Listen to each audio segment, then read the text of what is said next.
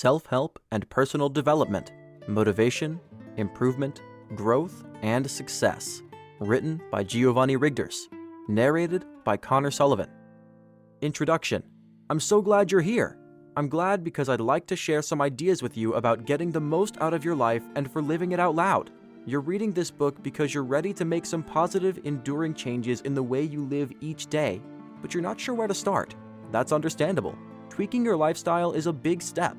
But what I'll share with you here are practical tips and positive habits that amount to a type of alchemy. There's nothing magical about it though.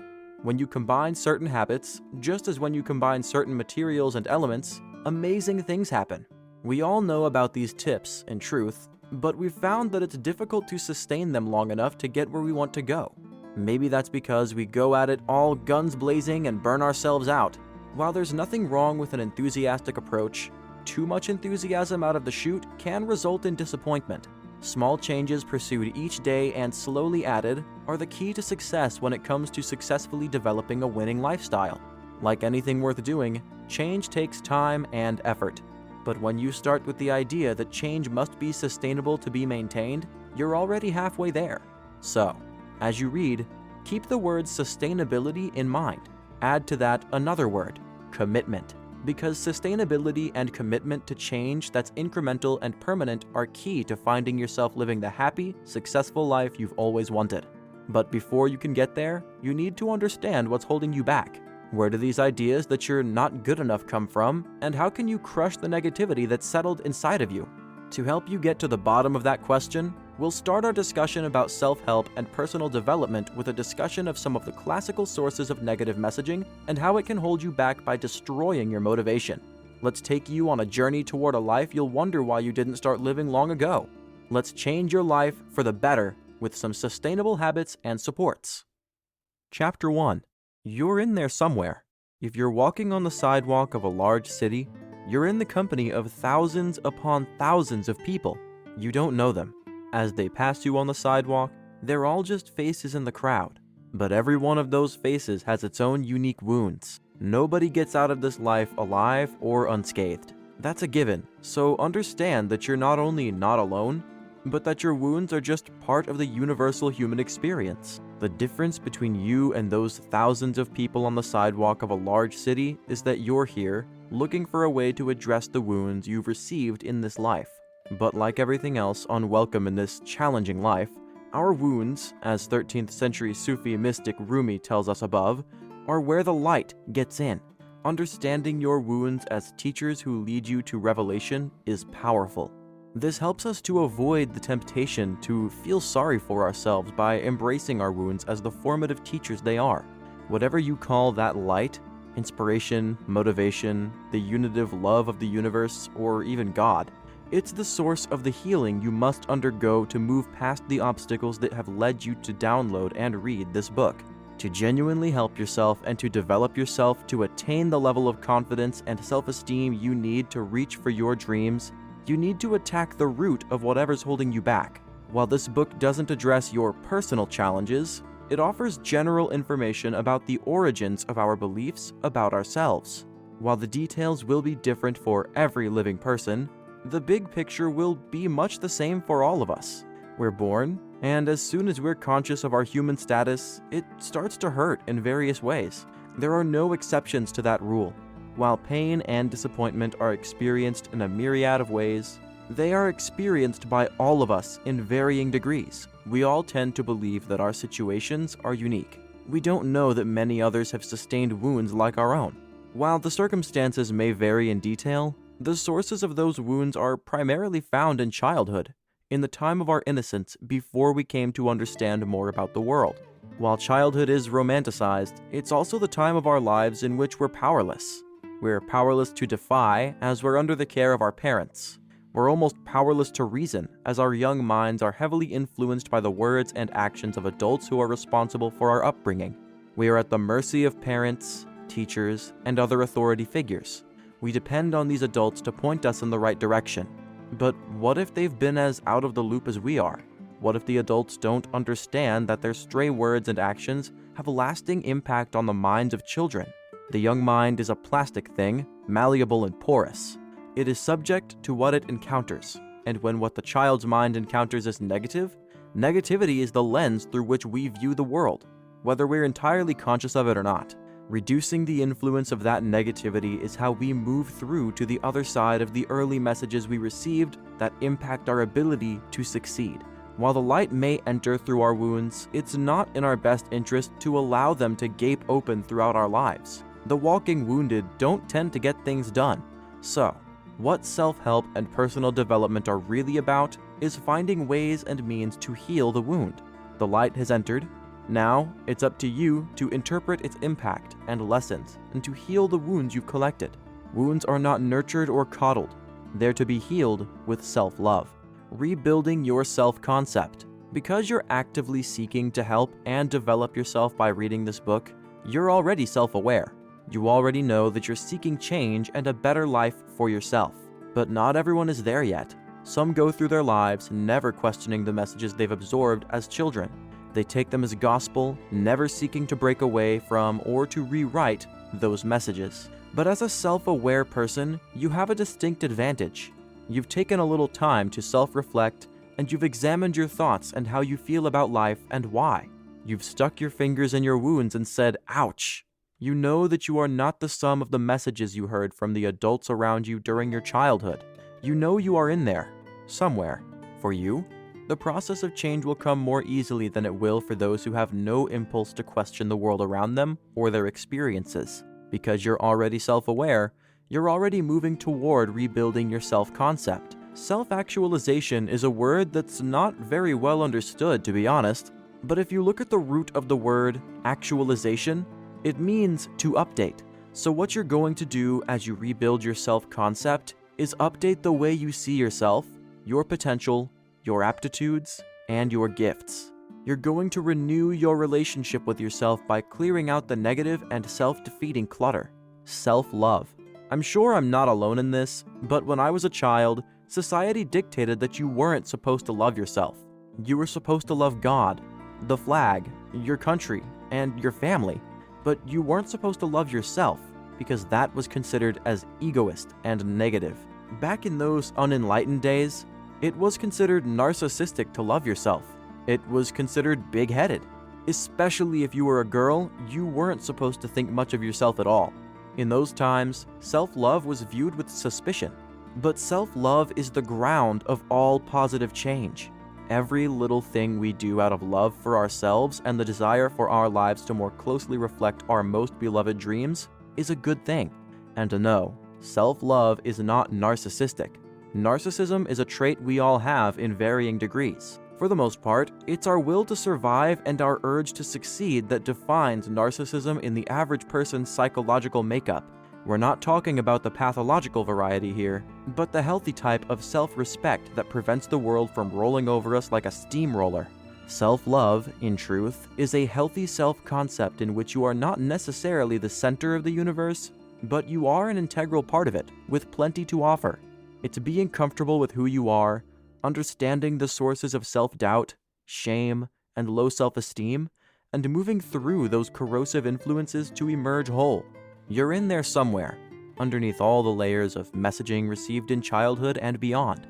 Messages that have imparted misinformation about your value as a person and your potential, like, you'll never amount to anything, you're just a girl, you're not smart enough for that job, no one will ever hire you, no one will ever love you, you need to aim lower, you'll have to satisfy yourself with a job that pays the rent. I wouldn't bother going to a university if I were you. You can't do that. You can't do what you want to do in life if you want to survive. All these messages are lies. But the sad fact is that we all internalize negative messaging. We'll talk more about the preponderance and influence of negative messaging in Chapter 3, where we'll discover why we prefer to believe the negative over the positive. We are conditioned to prefer it, starting in childhood. And to internalize a message is to believe it, to live by its edicts and absorb it as a truth about ourselves. The opposite of that process is loving yourself enough to know your truth. What are your core values? What are your strengths? What do you have to offer? Defining your truth. While defining your truth can take time, if you're not intentional about it, intentionally pursuing it and concretizing it in your mind fast tracks the negation of the messages listed above. You can override these messages by getting in touch with what you feel is true about you and what flies in the face of the messages you've been subjected to over the course of time. One of the first things to understand about negative messaging that we've internalized is that it's based on projection. In psychology, projection is the act of mentally attributing all the things we're unsatisfied about in ourselves onto someone else. The practice usually happens when someone sees negativity in themselves, and the only way to get rid of these feelings is to project them onto others. In short, negative messages come from a very sad place, the messenger's deep-seated self-doubt. The real message, veiled in negativity directed at someone else, is, why should you be any happier or more successful or confident than I am? As ugly as that sounds, it's something a lot of people do without even being aware that they're doing it. Projecting one's perceived shortcomings and failures onto another person, even your child, is like the steam rising in a pressure cooker. It relieves the person who is projecting of the burden of their own insecurities. Instead, you take them on. While the projector will continue to labor under the weight of their self-doubt, they feel a temporary sense of relief when they throw a little your way. So what do you do with these messages? You reverse them. This is a great way to start turning your negativity into self-love. It's a form of individual defiance which releases you from imposed negativity, replacing it with ideation that's rooted in your core truths, which we'll return to momentarily. Let's take the negative messages we've just read and manipulate them into a more pleasing shape. My life will be marked by success. I am a capable human being. I am intelligent enough for the kind of job I want. I'm the kind of employee people are happy to hire. I am lovable. My reach is defined by my ambition.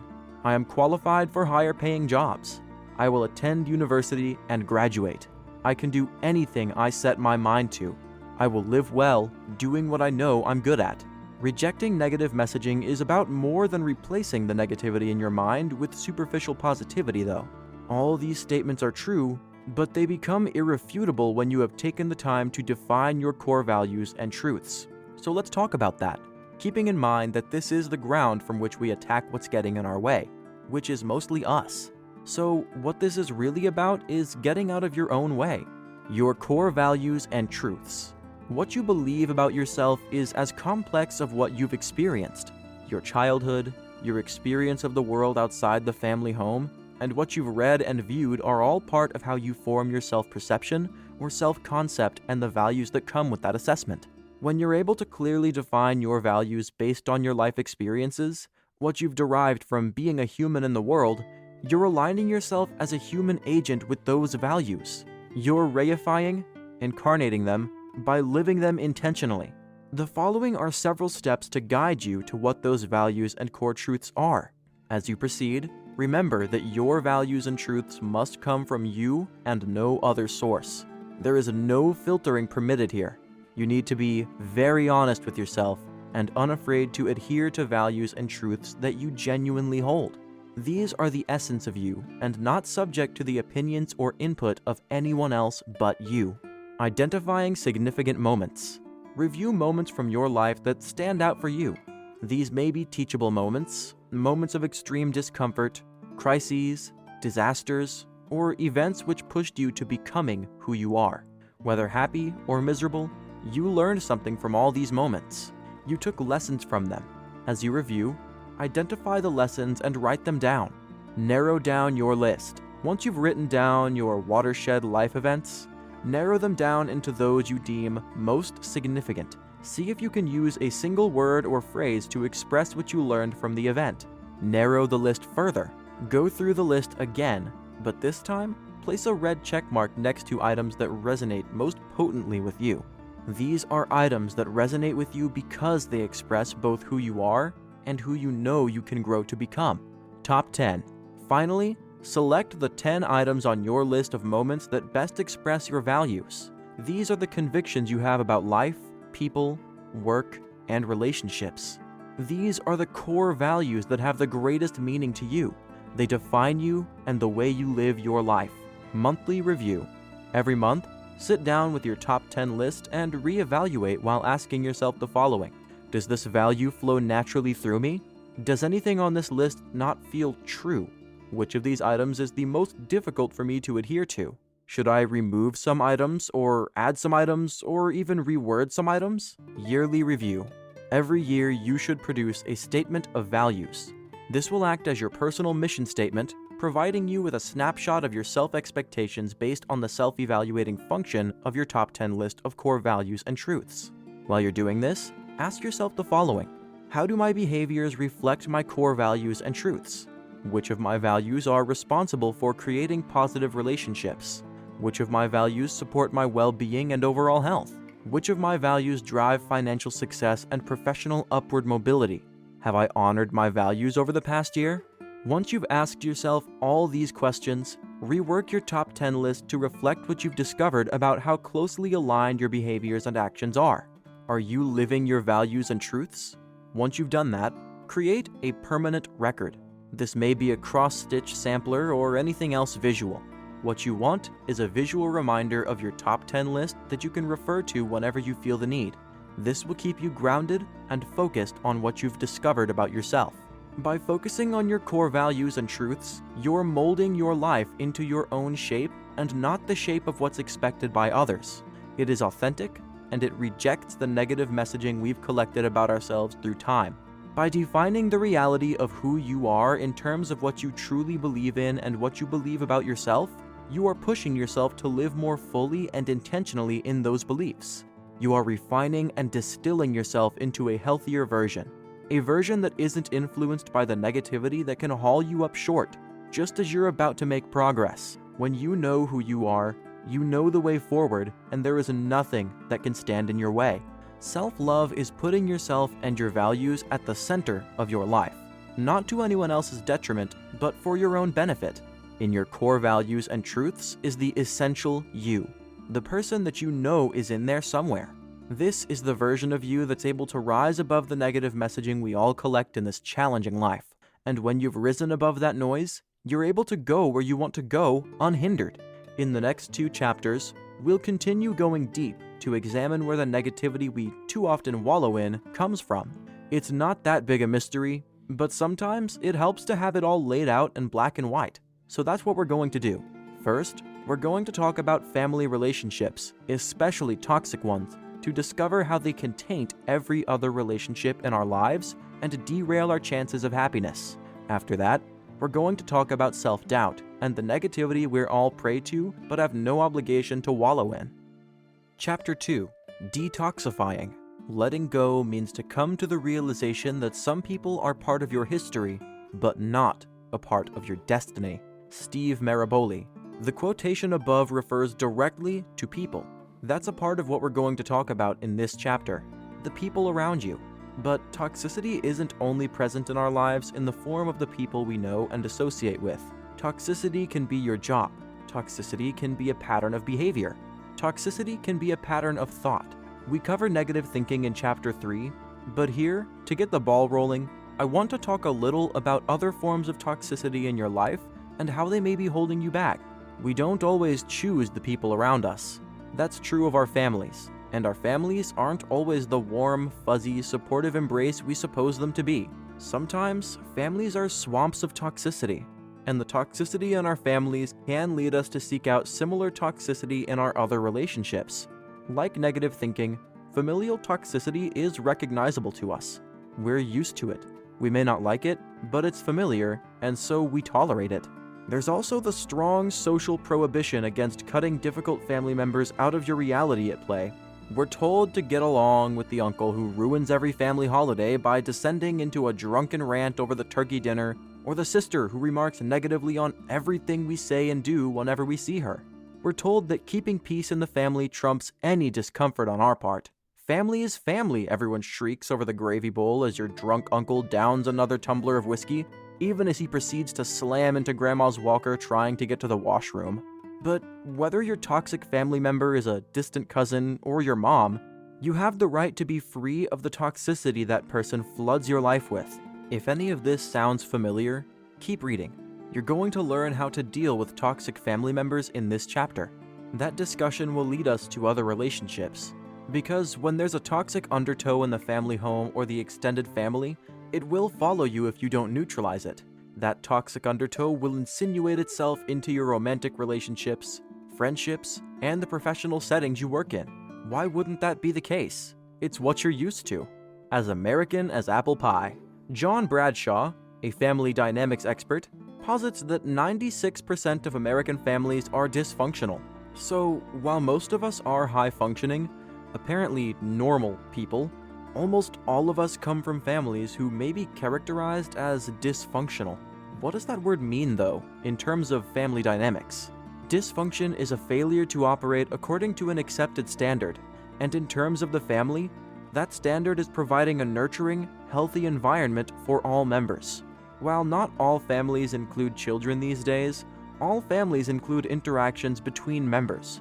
When these interactions are marred by the presence of mental illness, usually undiagnosed, substance abuse, or other addictions like work, gambling, social media, or sex, abuse and neglect are often the results. Children living in such settings tend to be the last priority, as the family in question seeks to cater to the needs of the locus of the dysfunction.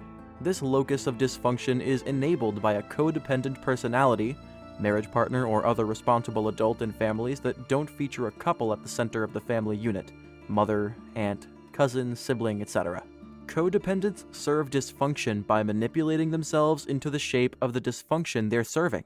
They seek to create buffers around the dysfunction instead of addressing it directly. Often submissive, this leaves other family members to figure out why the cause of all the problems seems to operate unhindered.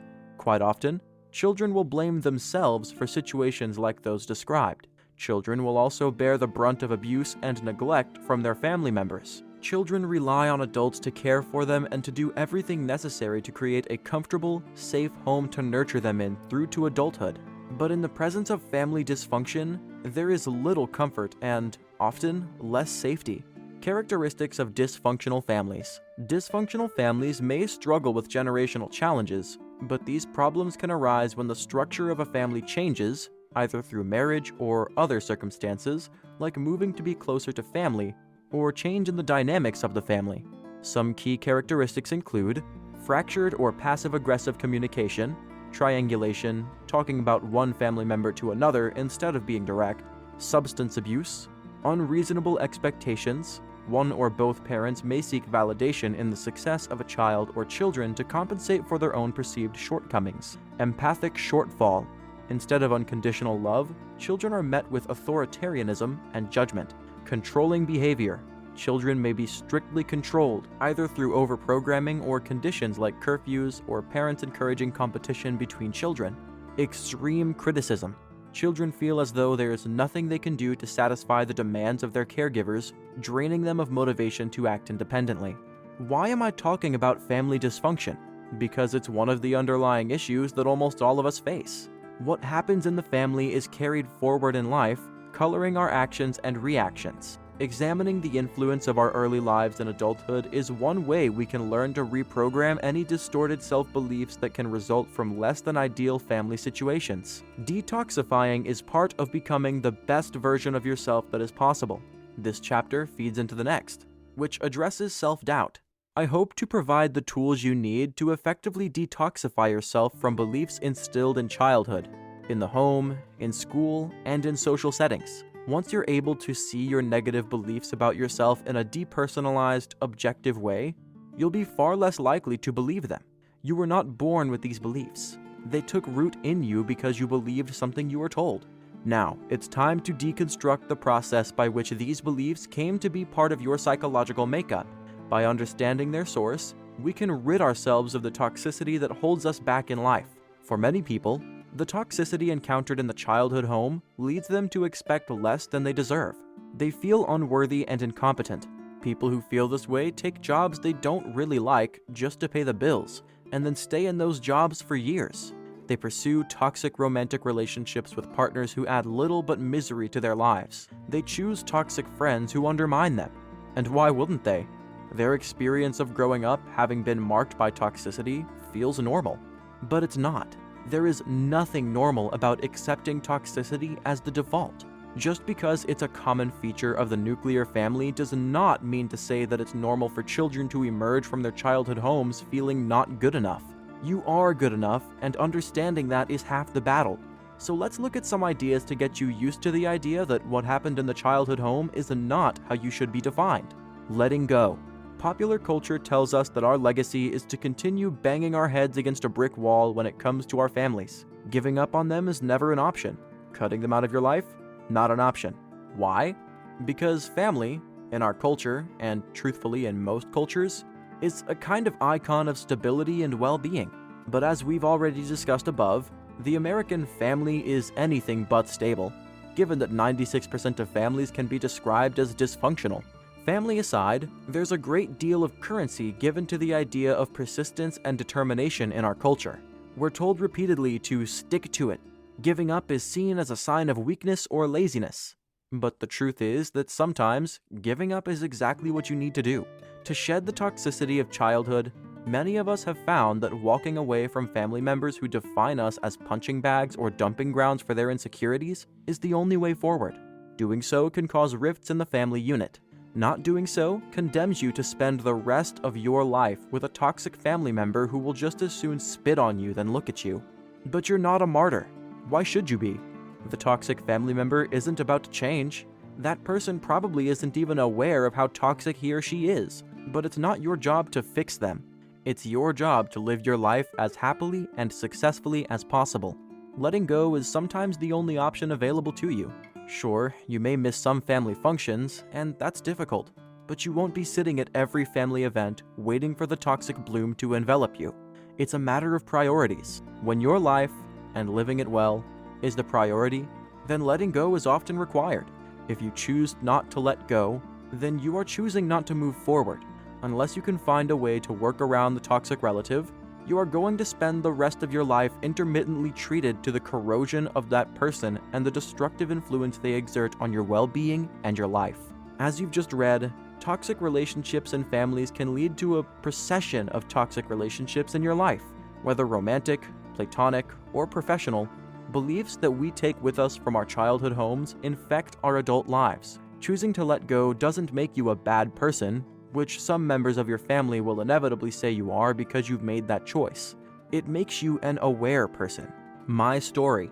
I have very little to complain about regarding my childhood.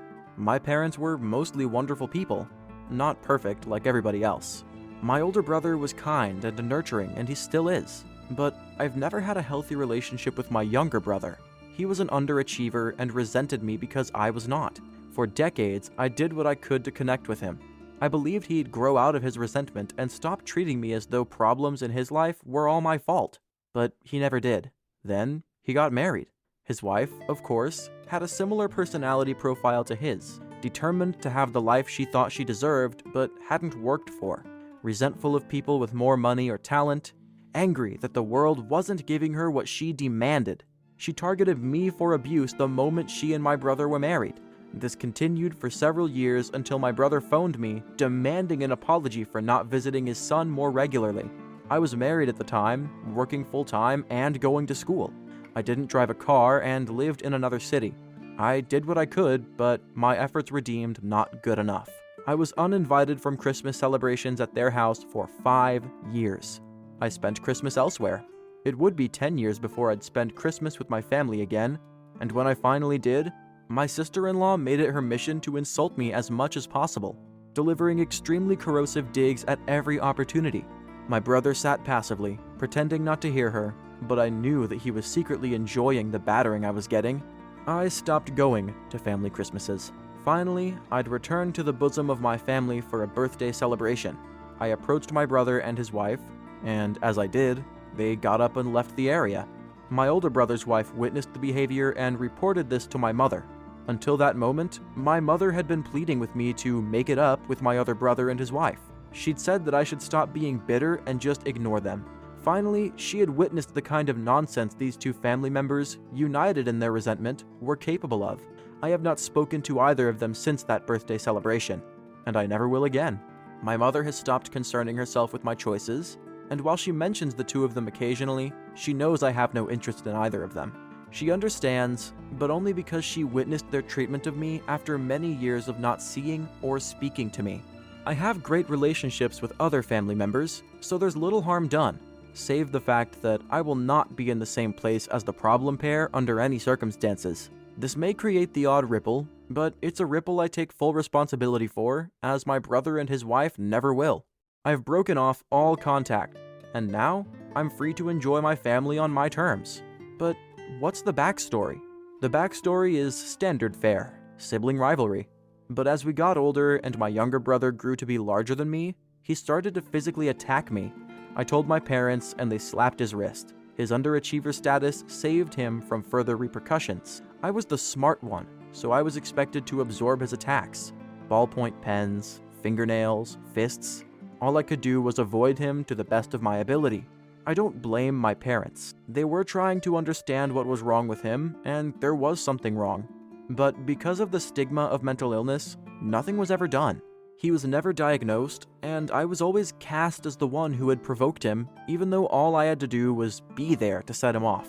Try as I may, there was no healing his resentment against me. There was no way to make it better, and when he married, things got even worse. But I was no longer a child. I was able to walk away, and so I did. And you can too. While it's not popular, setting up a boundary to repel a toxic family member is often the only way to maintain healthy relationships in your family. While my mother is still not happy with the situation, my other family members understand. They know that being exposed to the abuse these two dished out, the gossip, the put-downs, the exclusion, and the continual complaints about my character, was tormenting me. By cutting them off, I made space for myself to grow. I made space to dump some of the beliefs my toxic relationship with my brother, and later his wife, compelled me to carry around as the result of my brother's resentment, including believing I was defective, believing I should reduce myself to make him feel better, believing that I was a problem to be solved, believing that it was my fault that my brother was the way he was, believing that if it hadn't been for me, my brother would have had a happier childhood and a more successful adulthood. There is much more about this relationship I could share, but I'd rather not. I think what I've told you is sufficient enough to illustrate that I'd reached my limit after decades of bearing up under it for the sake of family. Don't be bullied. If you have a toxic family member or members who are holding you back, having filled your head with false beliefs that have nothing to do with you and everything to do with them, please don't be bullied into allowing the situation to continue. My relationship with my brother deteriorated further following his marriage. This provided him with a flying monkey to say all the hurtful things he couldn't get away with saying to me. My sister-in-law knew that my brother resented me and nurtured that resentment, then added to it by being his voice. This rendered the situation intolerable, and so I finally cut the cord. You can do the same. You can rid yourself of family members who abuse you. There is nothing wrong with doing so. There is only freedom. Your family may not understand, but that's not your problem. They know more than they let on, and if they know, they should know better. Bullying you into a relationship with someone who torments you is not family love. It's abuse. Even if they don't know what they're asking of you, it's abuse. See it for what it is, but try not to judge your family too harshly. Remember that they believe, as many of us do, that the family is a sacred icon of contentment and well-being. But you know otherwise. You know that it's in the heart of the family that some of our most distorted self-perceptions are born. You also know that if the person or people in your family treated you the way they did in any other context, you would do your best to avoid being in their presence. They say that blood is thicker than water, but when that blood becomes toxic, it's time to clean it by removing the source of toxicity. It's for you. Your family will figure it out, and you will be free of the abusive millstone around your neck. Chapter 3. Lurking in your mind. Self-doubt. Ban, delete, shred, obliterate the words, "I'm not good enough." Karen Samuelson. Everyone doubts themselves sometimes. We all have a lurking inner voice that's often negative or downright hostile. Sometimes we let that inner voice get the upper hand, and when that happens, we far too often get stuck. We've just explained about family dysfunction and toxicity and how these distortions of family life can result in holding on to false beliefs occasioned by the toxic person's resentment. Part of that is nagging self-doubt. While not all self-doubt originates in families, much of it does. But wherever it comes from, it prevents us from truly owning our lives and living them to their fullest. Often, the voice inside us is negative, telling us that we're not enough of anything important, that we're losers of the highest order. or lowest, depending on how you look at it. And sometimes, we get so used to hearing that voice in our heads that it almost becomes comforting. We start to get a kind of self-generated Stockholm syndrome. We begin to identify with our negative inner voice, submitting to it in the absence of an escape route. But there is an escape route. While negative self-talk can be symptomatic of underlying psychological dysfunction, which is nothing more than a sector of our physical reality, it's common to all of us. The National Science Foundation reveals that 80% of our thoughts are negative and that many of the inner voice's statements are repetitive, and we wonder why we feel less than able to reach the fullness of our potentials. But why are we such negative, depressive downers? Fran Simone, PhD's article in Psychology Today, see resources for articles expressly mentioned in the text, points out that the worst liars are our fears. Fear leads to hatred, sooner or later, and when we're talking about our self-doubt, it's in the same neighborhood, if not in the same house. When most of our daily thoughts accentuate the negative, then it's a pretty straight line to not liking ourselves at all. When we doubt ourselves, we're not in a relationship with the truth of who we are. We're not connected to our fundamental strengths. We're divorced from our aptitudes. Why would we want the best for someone we're not that fond of, right? Why we do it. Nobody wants to hear uncomplimentary observations about themselves. When we do, when we have a poor job review or someone says something cutting about or to us, we tend to dwell on it. Events in which there's an element of criticism back us up against the wall. In her article for online publication, Very Well Mind, Kendra Cherry explains the human brain's negativity bias. She lays out why it is that negative events have a much stronger impact on the brain than positive ones do. Poor first impressions of people, the article points out, are lasting ones. Further traumas in our distant past have unbelievable staying power. The negativity bias is powerful, impacting our ability to form lasting relationships, retain meaningful employment, and to thrive. There is one important upside here, and that's that we learn much more from negative experiences than we do from positive ones. Positive experiences make us feel connected, empowered, and energized. They're self-validating. But negative experiences contain key life lessons. This is one way of addressing negative self-talk, by relating such experiences to how they impacted you emotionally, because that is the root of the negative messaging you associate with it. And this is the information you need to find the lesson it offers. By finding the lesson in the negative experience, you're more able to absorb it, move on, and still, that aspect of your inner voice's continual hectoring. It's a piecemeal approach, but effective. The worst liars. The truly corrosive aspect of the negativity bias is its influence on our decision-making processes. Our negative inner voice can talk us out of a lot of actions we should probably be taking, but because of our self-doubt, we hesitate. We question ourselves. We relent to our negative inner voice and choose the sure thing instead of reaching for the shiny thing. And that's why our inner voice, based as it is on the negativity bias, which renders 80% of our daily thoughts negative, is a big, obnoxious liar. Our fears are directly connected to our dominant negative thoughts, and those fears become the actions we don't take and yet should. Because the negative nature of our thoughts compels us, we miss opportunities that will never come again. And why? Because our inner voice is bullying us into believing that we're not good enough. We believe this lie because of life experiences that have disproportionately impacted us. Because our brain prefers to dwell on the negative, possibly tied to the primitive survival instinct, in which a threat is always a genuine threat, we fear that we truly are not good enough. But you know it's not true. So in this chapter, you're going to read about how to disengage from negative self-talk and how to make that disengagement stick. You're going to learn how to accentuate the positive and eliminate the influence of the negativity bias on your self-conception and your self-esteem. You know you. Your inner voice may think it's the boss, but you know you better. Your inner voice is just you, but it's a version of you that has arisen from your brain's stubborn insistence on being a bummer and your life experiences in concert. That's an objective way of looking at negative self-talk, which has an extensive empirical basis. It all seems a little less sad looking at it this way, doesn't it? In fact, looking at self-doubt from an objective standpoint almost seems like a no-brainer. There's no self-pity involved because, hey, it's your brain making this happen. That frees you to think about the obnoxious inner voice a little less subjectively. Detachment isn't all bad, even when we're talking about our brain and its impact on your emotional framework. It's important to remember, as we discuss all this, that there is nothing unduly complicated about questioning why we perceive things in a certain way and imagining how we can look at them in a healthier way. People sometimes think of their negative thought patterns as foreign to them, but this doesn't acknowledge their true source, which is the brain and its storehouse of submerged information of memories and associations in the subconscious. People tend to get a little nervous when you use that word, but it's nothing more sinister than a silent partner in your physiological makeup. Again, an active part of your physical person and inextricable from it. You know yourself, whether you believe that or not. You know your strengths and weaknesses. You know how you behave when presented with certain circumstances and situations. Being secure about who you are and what you bring to the table makes it easier to manage everything in life, from job interviews to friendships to grocery shopping. So, let's talk about some effective ways to curb negative self-talk and, in doing so, temper self-doubt with self-knowledge. 1. Be aware.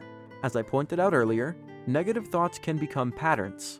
They're familiar to the point that you find them almost comforting. But you can do better. And the way you can do better is through awareness. It's often the case that a good day goes bad over something that, in the greater scheme of things, is exceedingly minor. Missing the bus may set you off. Forgetting something important at the grocery store can make you crazy. Minor events like these can set you off on a spiral of negative thinking in which everything around you seems to conspire to mess with your mood. But your mood is up to you. How you respond is much more important than what you're responding to. And in that response lies your power to corral negative thinking and disable it. Recognizing the trigger, a minor hitch in your day, as having the potential to send you into a pattern of negative thinking that's going to affect everything else you do is the key to this approach. Think about the incident objectively. How important is it if you're honest with yourself and not just wallowing in the negativity? What's more important is your awareness of thoughts that resulted from the incident. What is the first thing you have when you miss the bus, forget something at the grocery store, or get the wrong order at the sandwich shop?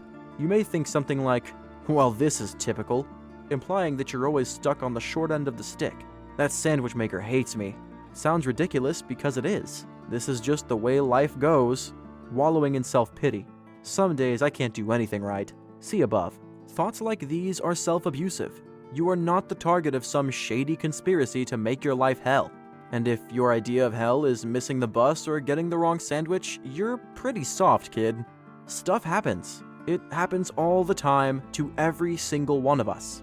But when stuff happens, we have a choice. We can feel sorry for ourselves and descend into a spiral of negativity, or we can shrug our shoulders and keep going. Sure, if the sandwich shop gives us the wrong order every time, we should probably find another sandwich shop. But mistakes happen, and personalizing those mistakes is a fool's errand. It isn't all about you. Stopping the negative narrative at its root takes practice, but choosing to allow incidents that shouldn't be viewed as major problems to roll off you is the better choice. You'll be less stressed out, more cheerful, and thus, happier. And when you're happier, people notice. Check in with yourself when negative incidents lead you toward a negative self-talk spiral. Examine the incident and thoughts that came to you as they unfolded. Ask yourself why these thoughts arose and why you're so upset by the incident. Ask yourself what's behind the thought and whether the thought is objectively true. Questioning yourself and your responses is the first step toward tailoring your thoughts toward positive thinking and the outcomes that come with it. 2. Change your lens. Becoming aware of your thought patterns and what triggers them is a function of mindfulness. Awareness of the moment you're living in and how you're functioning at that moment is key to self-development. Awareness is the beginning of all changes, allowing you to see the nature of what's going on inside you and why it is happening. This is the foundation of building a new way of thinking.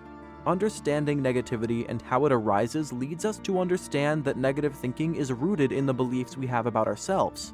Beliefs that aren't true. I convinced myself that I was lazy. For years, I believed that I was a foot-dragging lout with no interest in doing much of anything. I'm not sure where this belief came from, but I suspect they came from an elementary school teacher who will remain nameless. The truth is that I'm anything but. But because of this deeply ingrained belief I carried around for so long, I allowed myself to accept employment that wasn't right for me. It seemed that these jobs were just fine. They paid the rent and bought groceries. The problem was that I hated them. I was bored, unfulfilled, and thus living in a self-fulfilling prophecy. I faced each working day as though it was a tremendous burden. Because I believed I was lazy, that became the reality of my working life, preventing me from reaching a little higher. I had convinced myself of something that wasn't true, and then I allowed it to hold me back professionally for far too long. How did I break out of that? I flipped the thought. The flip side of laziness is industry, and so the belief became, I am industrious. I get things done. And that's the truth. It was always the truth, but because of my ingrained belief, I didn't think I was doing enough. When I realized the truth, I sucked up the courage to ask others about their perceptions, and guess what? Their comments echoed my new belief, that I am industrious and I get things done. Choose a positive lens to see yourself through. Commit to seeing yourself and your life through that positive new lens by being aware of your thinking and how it affects every aspect of your life. 3. Being there. Being aware of your thoughts, as I've already hinted, is related to mindfulness, which is something I'm sure you've heard and read a lot about. Mindfulness is a practice that pulls us away from our preoccupations with what happened yesterday, or even 10 minutes ago, and what's about to happen. Living in the present moment allows us to connect with ourselves and our reactions to the world around us. It also instills in us a sensitivity to the moment we're living in, its gifts, and its challenges. Published in the Clinical Psychology Review in 2017, Emily Lindsay and David Creswell's study, Mechanisms of Mindfulness Training, Monitor and Acceptance Theory, MAT, presents an application of mindfulness that interests us for the purposes of this book. MAT posits that acceptance of how things are is necessary for mindfulness to have a positive impact on stress and the mental health outcomes associated with it. When we monitor our thoughts, we short-circuit a tendency to act out in anger and frustration. When we add acceptance to that monitoring, we short-circuit the possibility of our thoughts impacting our mental health and stunting our potential. In this model lies a simple means to approach the need to eliminate or reduce negative thinking by taking a note of our thoughts at that moment and then accept the moment for what it is. By accepting events as they happen and not personalizing or making them into a catastrophe, making a mountain out of a molehill, we put these events and the thoughts that arise when they occur in their place. Here, I should note that making a note of your thoughts does not mean suppressing them. To understand the role they play in stress and dysfunction, we need to actively acknowledge negative thoughts and then accept them as part of the moment. Our negative thoughts may seem mundane to us, run-of-the-mill thought patterns that we're accustomed to. But until we're able to confront and connect negative thinking to negative outcomes, they will still be there, messing with us. Suppressing our negative thought patterns is like stuffing a cranky tiger into a bottle. You can shove the stopper as far into the bottle as it will go, but you know that sooner or later, that tiger will get out. Negative thoughts only have as much power as we give them. When we address them directly, recognizing them for what they are, thoughts with no other significance, we own them. And isn't owning these negative thoughts better than letting them own you? When you own your thoughts, you're not necessarily trying to understand them. You're just looking at them, accepting them, and moving on, instead of allowing them to send you into a tailspin of self-doubt and the wallowing assertion that you're not good enough. When the thought arises, it comes to you in this form: I'm not good enough. When you focus on the thought, you need to transform it, changing it into something like, I think I'm not good enough. When you've got to that point of your thought transformation exercise, you can even go further, thinking, I entertain thoughts that I'm not good enough. In this progression, you take the thought from having the status of a threat to your self-esteem to the status of a mere thought that occurs among many other things, like, I want a sandwich, or I need to go to the washroom. You reduce the toxicity of the thought by claiming its power for yourself and divesting the thought of any power it might have had in its raw state. And so, the process is relatively simple: awareness of the raw thought, transformation of the raw thought to the status of what it is, just a thought, and further transformation of the thought as a function of your mind, which isn't the truth, but just a random manifestation of self-defeating beliefs. But owning your negative thoughts is a process that takes commitment and practice. While it may sound simple, if you're reading this, then I'm sure you'll be aware that sometimes the simplest sounding actions can be the most demanding. In this instance, you'll be pleased to hear that the hardest part of owning your thoughts is the regular practice of being mindful to them, addressing them, and then transforming them. And only practice and repetition of the act of transforming your thoughts into what they really are, functions of your lively brain, can divest them of the power they have over your life. Self-doubt is deeply disabling, and most of us suffer from at least a little of it. When self-doubt becomes our co-pilot, though, we become paralyzed by it, cleaving to it like a security blanket. But you're too old for a binky, friend. So your binky, the nagging self-doubt that prevents you from stepping into your full potential, needs to go away, and you are the only one who can make this happen. Being present to your negative thoughts and the events that cause them to surface is a reliable tool to gain control of them. Know your thoughts, name your thoughts, own them, and transform them by putting them in their place. Negative thinking, as common as it is to the human brain, can be overcome, but you need to be present and aware of them to make it happen. You need to be present with your thoughts, engaging with them. When you're able to do that, you're reclaiming your power by draining it from the negative thinking patterns that derail your best-laid plans. This is because being present with your thoughts means that you're paying keen attention to them instead of allowing them to roll through your mind unhindered. You can take away their ability to throw you into a self-pitying funk. You own them because you're paying attention to them. Other tips. Self-confidence is about knowing who you are. It's about confronting the negative messages in your brain and neutralizing them. But it's also about living your truths.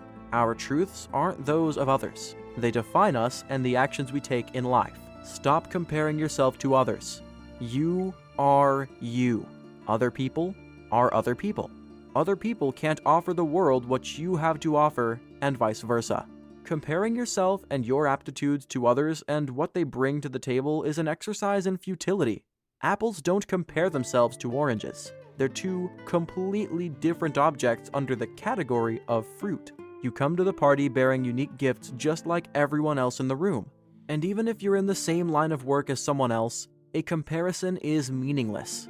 What you bring is irreplaceable and indispensable. Live your values and ethics. We all have values, and most of us have an ethical framework, but many of us don't live these convictions. We believe, in a very abstract way, in what we consider to be our values and ethics. When you live your values and ethics, you apply them to every aspect of your life. They become like the imprint you leave on the world around you. Whether you believe that the elderly should always be accompanied to the other side of the street and live that belief out, or you believe that corruption is socially corrosive and call it out when you see it, people notice when you stand for something. And when you stand for something, there is no doubt in your mind about who you are. You become less inclined to listen to negative thoughts or to take heed of invalid negative external assessments. Because you're actively adhering to your own values and ethics, you know you're doing what's right for you, and that's not a matter that is open to the critique of other people. Sometimes your values and ethical framework may run counter to those of people around you. You may be called out for whatever stance they've led you to, whether that means you're a vegetarian or vegan for the sake of animals, or someone who rides a bicycle instead of driving a car.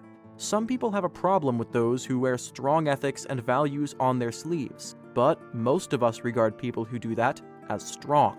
And it doesn't matter what others think, or what your negative thoughts have to say about your convictions, because they're your convictions. And when we have convictions about the way a just life is lived, we know we're doing what's right for us, which is in itself self-validating. Self-validation through the active pursuit of ethical behavior and clearly defined values builds you up as a human being. It places you in a well-defined place in the world with well-defined boundaries. Boundaries are your defenses against the rude assaults of the world and your self-definition. What you'll put up with, what you won't be a part of, and what hill you'll die on. Being alive to your boundaries and connection with your values and ethics means being more alive to the potential in you, the strength that makes you someone who doesn't doubt yourself, because you know who you are. And knowing yourself is the foundation to living a satisfying life by navigating it intelligently. Next, let's talk about setting goals and, more importantly, meeting them. Chapter 4. Setting goals and meeting them.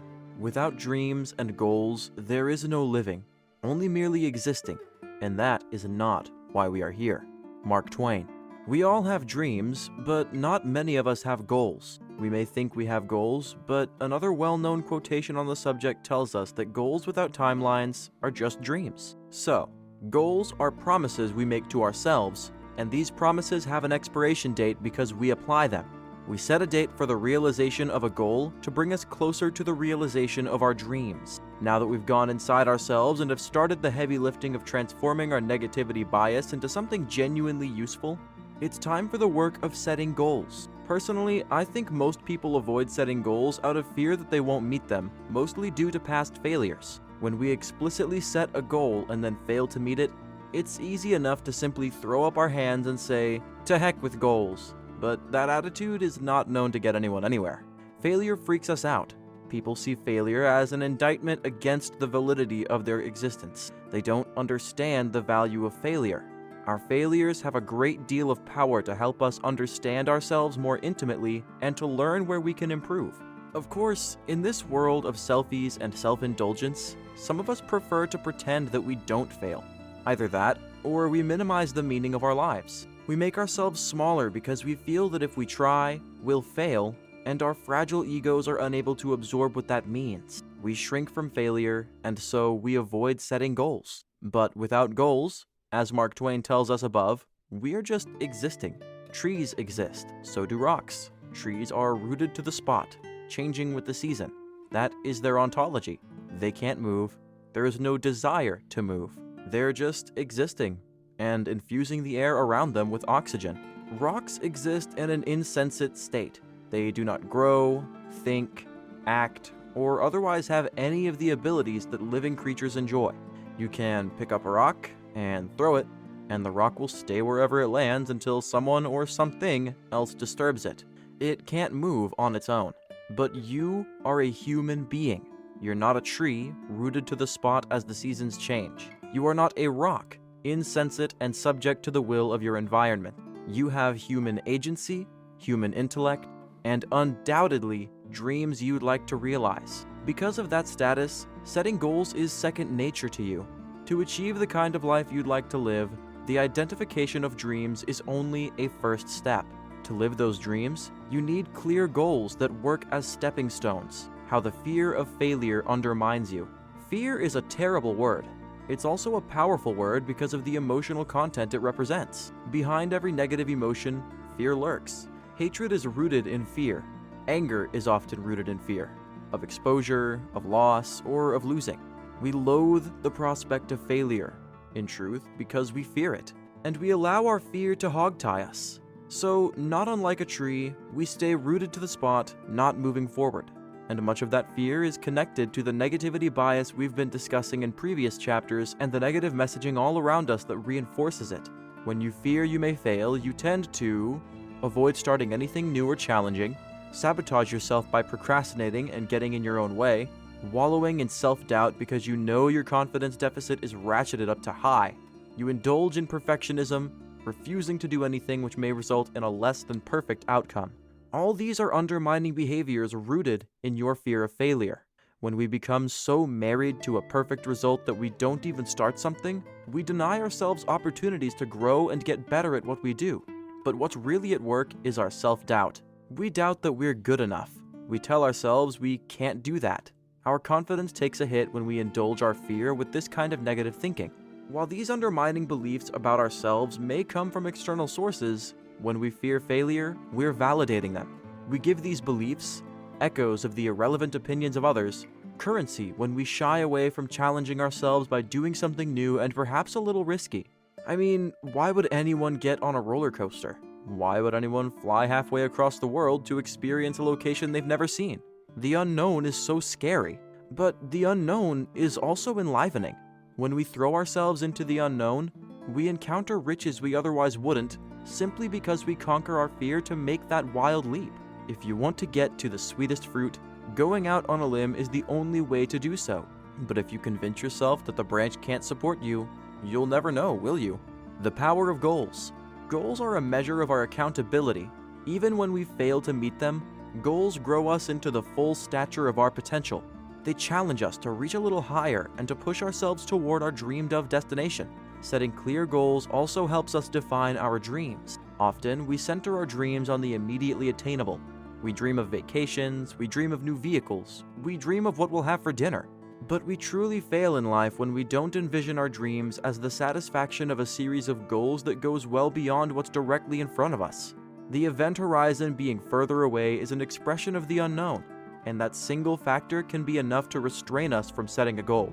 But goals are your personal power, transformed into identifiable actions that are to be satisfied within a certain time frame. Identifying your goals. What matters most to you in life?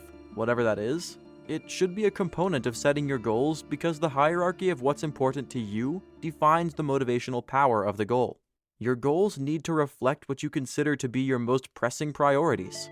This provides you with focus by weeding out items that may not have the same level of importance as your eventual list of priority goals. Keeping your list of goals short and focused means that you know you have time to work toward each item.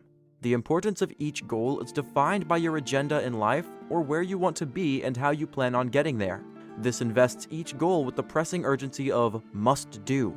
Your goals must be aligned with who you are and what you know to be true of yourself.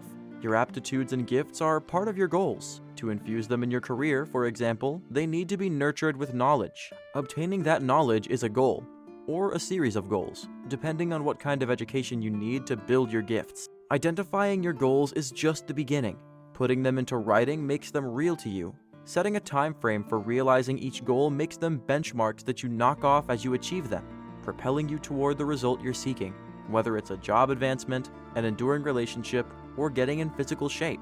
Achieving your goals demands commitment and dedication. When you set a goal, you're making a promise to yourself. Not keeping that promise can trip you up.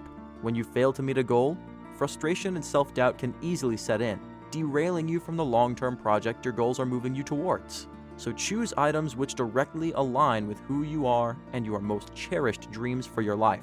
But as I've said earlier in the book, failure is an invitation to learning. When you fail to meet any given goal, take the time to examine why that happened. Not achieving the goal is not an indictment of your value. It's a point on your learning curve. Figure out why you didn't satisfy that goal, and then learn from it to avoid falling into the same trap again. Pro tip: when identifying a goal, write it down. Then ask yourself what those who know you well would say about it. What would they think if you set that goal for yourself? Would they have valuable information to add? You can learn a lot from those closest to you about the validity of your goals. While they're your goals, people who know you will shed an objective light otherwise unavailable in the goal-setting process. Get smart.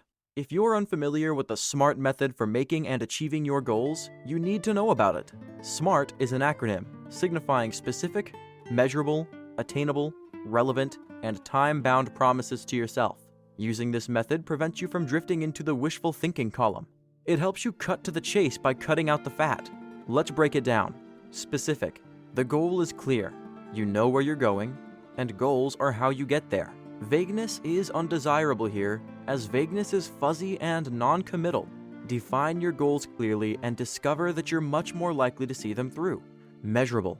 Precision, like clarity, makes for meaningful goals. Include dates and specific actions in your list of goals. If you want to take a course, set a date for registration. If you're hoping to become physically fit, set a routine and how many days per week you'll be following it. If you're trying to reduce your household spending, spend less money isn't going to cut it. Define how much spending you want to cut and by what date. Measurability serves to further define your goals by providing you with benchmarks by which you can gauge your success. Attainable. Here's where you really need to know what you can do. At the same time, if the goal doesn't challenge you to push yourself, then is it even a goal? Finding the balance is something that you'll get more accustomed to with time.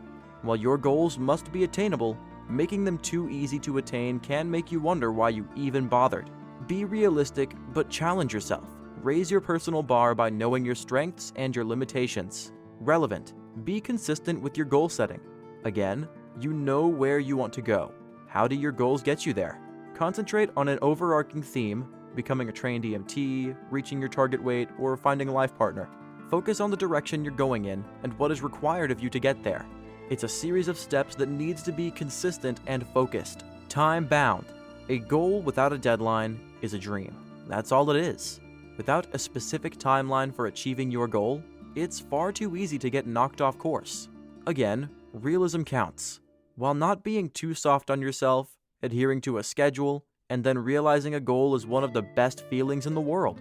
When time is of the essence, I think we all know that things are more likely to get done. Writing your goals. A key to investing your goals with urgency is writing them in a directive and firm way. Equivocating, waffling if you like, doesn't get your goals realized. Instead of writing a statement including the words "I hope to" or "I would like to," use words like "I will" and "I am going to." These are strong statements that indicate intention, commitment, and confidence. Use positive language that supports the satisfaction of the goal. You're not hoping, you're doing. You're not speculating, you're setting a definite program of achievement for yourself. Pro tips: post your list of goals in a prominent place, both at home and at work. The more often you're confronted by your goals, the more familiar and engaged with them you are, and the more likely they'll be realized. Create an action plan. Every goal has moving parts. For instance, taking a course is a matter of identifying the course you want to take, finding the educational resources that offer that course, registering for it, attending, and then completing the course with the knowledge you expected it to teach you. All these moving parts should be crossed off as they're accomplished, providing you with a visual gauge of your progress toward each goal. Review your goals regularly. Set aside time to review your goals. You may want to do this every week. Some goals are bigger than others, and sometimes you may need to tweak your action plans to more adequately reflect your progress. Goals aren't static. They're an ongoing roadmap to the place you want to be, so engage with them. Know them intimately and be aware of items that require a change in direction or approach. Locke and Latham. In the late 1960s, Doctors Edwin Locke and Gary Latham developed a system for setting and meeting goals. Today, their work forms from the basis for everything you just read and for the modern interpretation of the role of goals in our lives. In 1968, Dr. Locke wrote the article Toward a Theory of Task Motivation and Incentives. In it, he demonstrated that clearly defined goals, coupled with constructive commentary from managers, are highly motivating for employees. This information led him to the idea that working toward a specific goal is also highly motivating and improves individual skill sets. Further, he found that the greater the challenge presented by any given goal and the more clearly stated it was, the harder people pushed themselves to satisfy it. In a study co-authored with Dr. Latham and two other researchers, entitled Goal Setting and Task Performance, 1969 to 1980, Locke confirmed that goals which were challenging but achievable and specific were successfully met 90% of the time. Goals that didn't follow what we know now as the SMART formula were much less likely to be realized. The main takeaway here is not that Drs. Locke and Latham are the founders of the modern penchant for setting goals. It's that the more challenging you make a goal, the more likely you are to realize it. So what about that balance I was talking about earlier? Challenging means different things to different people. What's challenging for you isn't for someone else, and vice versa. So keep in mind that setting goals you know you can meet but which you'll need to work more diligently to achieve is the way forward. When your goals are too easy, there's no glory. So the number one gift of these two goal-setting scientists is pretty simple. No guts, no glory. As in life, so in setting goals. The harder you need to work for something, the more satisfied you'll be when you have it. When you achieve a goal that has provoked you to reach further, it's a much bigger deal than taking out the trash, right? So find your level of challenge, then balance it with achievability. So go ahead and push yourself. Just don't push yourself off the edge. Everyone has their limits. Goals give our aspirations shape. They serve as reminders of dreams we're working toward and what we need to do to realize them. When we set up our goals judiciously and intentionally, we're moving toward a life that's happier, more successful, and far more satisfying. You can certainly go through life without goals. I've seen it done many times. But failing to identify our goals in accordance with our dreams is doing ourselves a great disservice. It's letting ourselves off the hook. And that hook is the one you need to grab and hang on to for dear life because it represents personal accountability. And that's what goals do. They hold you accountable. When you hold yourself accountable for your life, you are the kind of responsible, emotional, and intellectually present person who lives their dreams. You're the kind of person everyone wants to know and every employer wants to hire. And that thought leads us to our next chapter, which concerns personal accountability. Holding yourself accountable is the royal road to becoming the boss of your life. But what happens when people don't hold themselves accountable for their actions? What effect does this have on our immediate contexts and society at large? You'd be surprised to discover just how potent personal accountability is, both individually and collectively. Let's turn the page and read about how to get there in Chapter 5. Chapter 5. The Joy of Personal Accountability. More people would learn from their mistakes if they weren't so busy denying them. Harold J. Smith. I'm not sure if you've noticed, but personal accountability isn't very fashionable right now. Most of us would rather blame someone else for the way things turn out in our lives.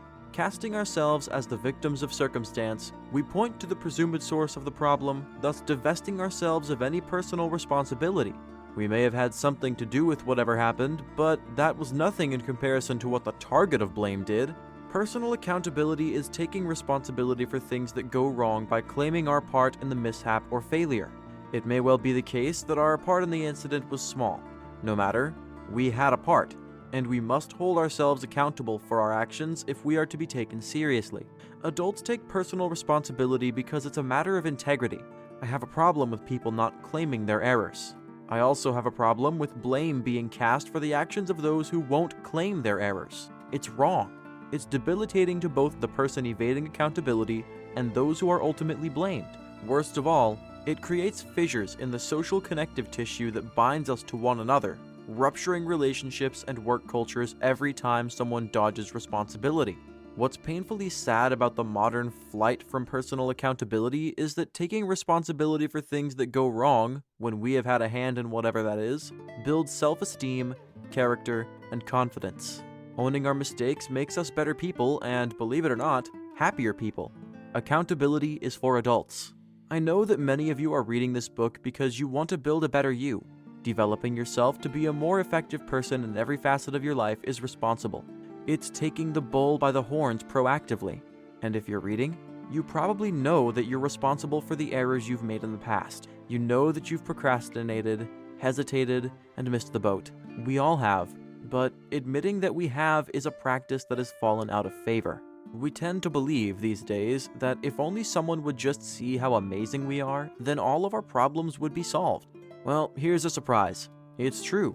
Someone needs to see how amazing you are.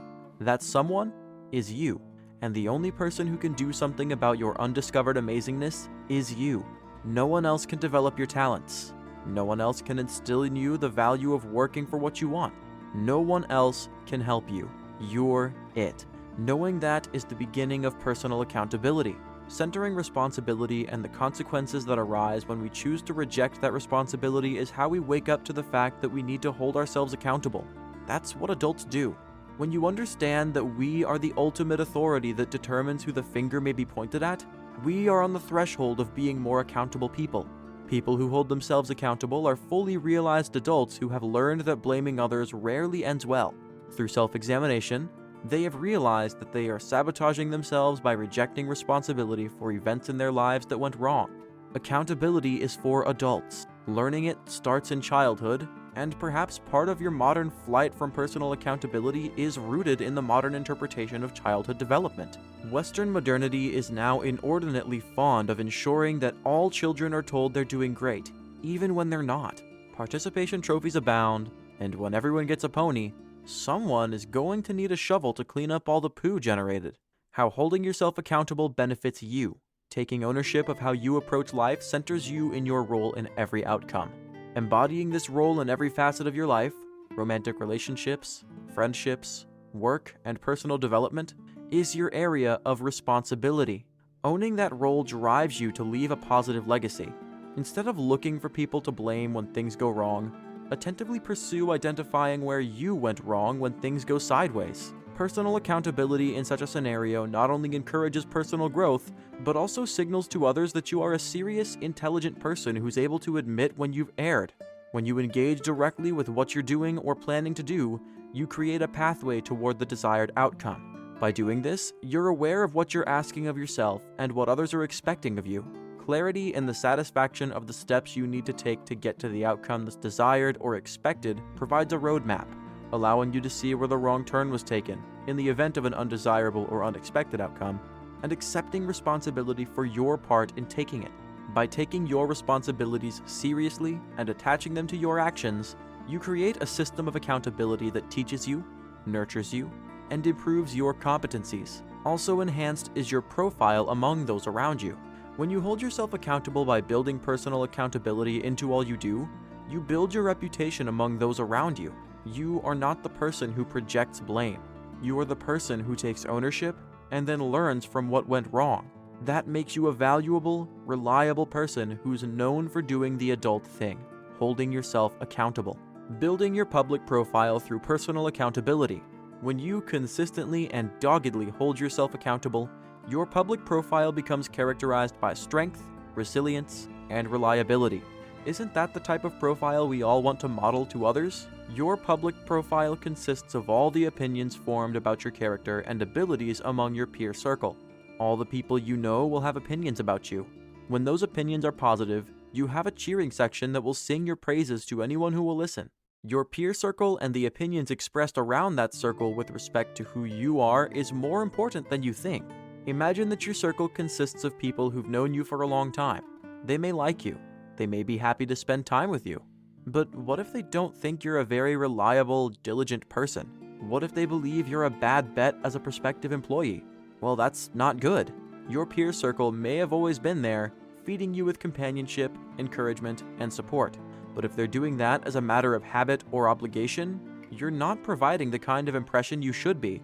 The kind of impression you should be providing to your peer circle is that you're eminently reliable, competent, and trustworthy. You should be making it clear that you don't project blame for your errors onto others. Because unless there's serious pathology in your peer circle which precludes positive feedback, your peers should respect as well as like and love you. And that's not always the case. Demonstrating to those around you that you're the kind of person they would be pleased to recommend to anyone to perform a needed action, solve a problem, fulfill a crucial role, or enter into a friendship or romantic relationship with is serving yourself as well as serving others. That service is the stuff of success. Being well liked is nice, but it's not the basis for a satisfying life. It's the basis for mediocrity. Being respected and admired is the basis for a satisfying life. And that will only happen when you hold yourself personally accountable. Personal mission statement. We're all aware of corporate mission statements. These brief statements let potential customers know what the entity does, why it was created, and what its goal is. But the mission statement isn't just for corporate entities, it's for individuals. Corporations use these statements to focus their work and provide a snapshot for customers and partners that illustrates what they exist to do. By making the statement, the corporation in question signals that accountability is baked into their culture. You can do that too. In fact, creating a personal mission statement provides you with a tangible standard to hold yourself to that you can share with others. This creates external controls that add to your own, creating a framework for personal accountability that invites others to hold you accountable. That's powerful. We discussed your core values and truths in Chapter 1 of this book. Your personal mission statement should encompass these, in addition to stating what you do with your time and how those two facets of your life, the personal and the professional, work together. A personal mission statement has the power to keep you on track by focusing your efforts and by making the reason for those efforts visible to those around you. This creates a web of accountability that holds you to what you've stated. People respect that kind of transparency. And transparency is one way of signaling to others your fearless commitment to doing what you say you're going to do and to owning up when things go wrong. How to create one. It's not always easy to see ourselves clearly. We sometimes have a very distorted image of ourselves that requires clarification from the peer circle we were just discussing. So, mine that circle's impressions of what you do and who you are. Ask them what they think of you. What are your primary strengths? What makes you worth seeking out? Approach those in your circle who you know are going to be forthright with you and then take key words from what they've shared with you. Words like competent, talented, and reliable are key words that resonate with people. Thinking about what you want to leave behind when you exit this world is another key component of your mission statement. What is it you hope your presence in this world will achieve? How do you want others to think of you once you've shuffled off this mortal coil? What motivates you in your deepest core? A simple template for a personal mission statement reads as follows. I will insert action, change, insert specific focus, for insert specific audience, by insert aptitude you'll leverage to achieve this change noted, to insert the desired outcome. The most effective mission statements, whether personal or corporate, are short, capsule statements. They're not abstracts, they're not thumbnails. So write something to get started, based on the foregoing template, then whittle it down to its essence. For example, I will create alternatives to the conditions of children in foster care by leveraging my knowledge of the system to provide more nurturing environments. I am creating sustainable building materials to give low-income people access to housing by providing an affordable option to improve their living conditions. I will build a better mousetrap. Your mission statement may even be something as simple as affordable building materials for better living conditions, building strong children for a strong future. The personal mission statement provides a focus for you and for those who seek you out. It's concise, evocative, and clear. Accountability is at the center of the personal mission statement, which allows potential clients and partners to come to you with confidence. The message of a personal mission statement pushes your intentions into the public sphere, whether you're seeking a job or applying the statement to an established career. Frame it and hang it in your workspace, where others can see it. Put it on your resume and in your cover letter. By doing this, you're not only broadcasting who you are and what you can do for others, but you're holding yourself accountable. You are tying yourself to stated intentions that have been publicly shared. What's more powerful and confident than telling others what you're all about? The personal mission statement clarifies your purpose and your prowess. It broadcasts to others and adheres to your values, creating a locus of personal accountability that's ironclad. Making promises to yourself is a great thing to do, but making promises to others is an exercise in developing relationships based on satisfying those promises. Only create this statement when you know you're ready to go above and beyond holding yourself accountable to yourself. Holding yourself accountable in the public sphere comes with much more risk, so be sure you're committed to that mission statement. Take your time creating it, feel comfortable with it, and then live up to what it says about you and what you do in life. Personal accountability is all about building your confidence, professionalism, and reputation among peers, potential clients, and partners. When you hold yourself accountable consistently, others will not only admire you, but they'll trust you. And in this shady world, trust is a key word. It is, in fact, the only word. The root of trust is in your ability to hold yourself accountable when things go sideways. Without projecting blame or seeking to wriggle out of accountability, you stand tall in the center of what you do by taking ownership. In the second half of this book, we're going to move into other spheres of self-help and personal development. While many won't recognize these as life skills that lead to success, it's clear to me that they're all indispensable supports for a truly whole person. So what you're going to talk about next is making changes to your lifestyle that support success. These items are too often kicked to the curb in our rush toward that success, but neglecting them can mean burning out in the midst of all that rushing.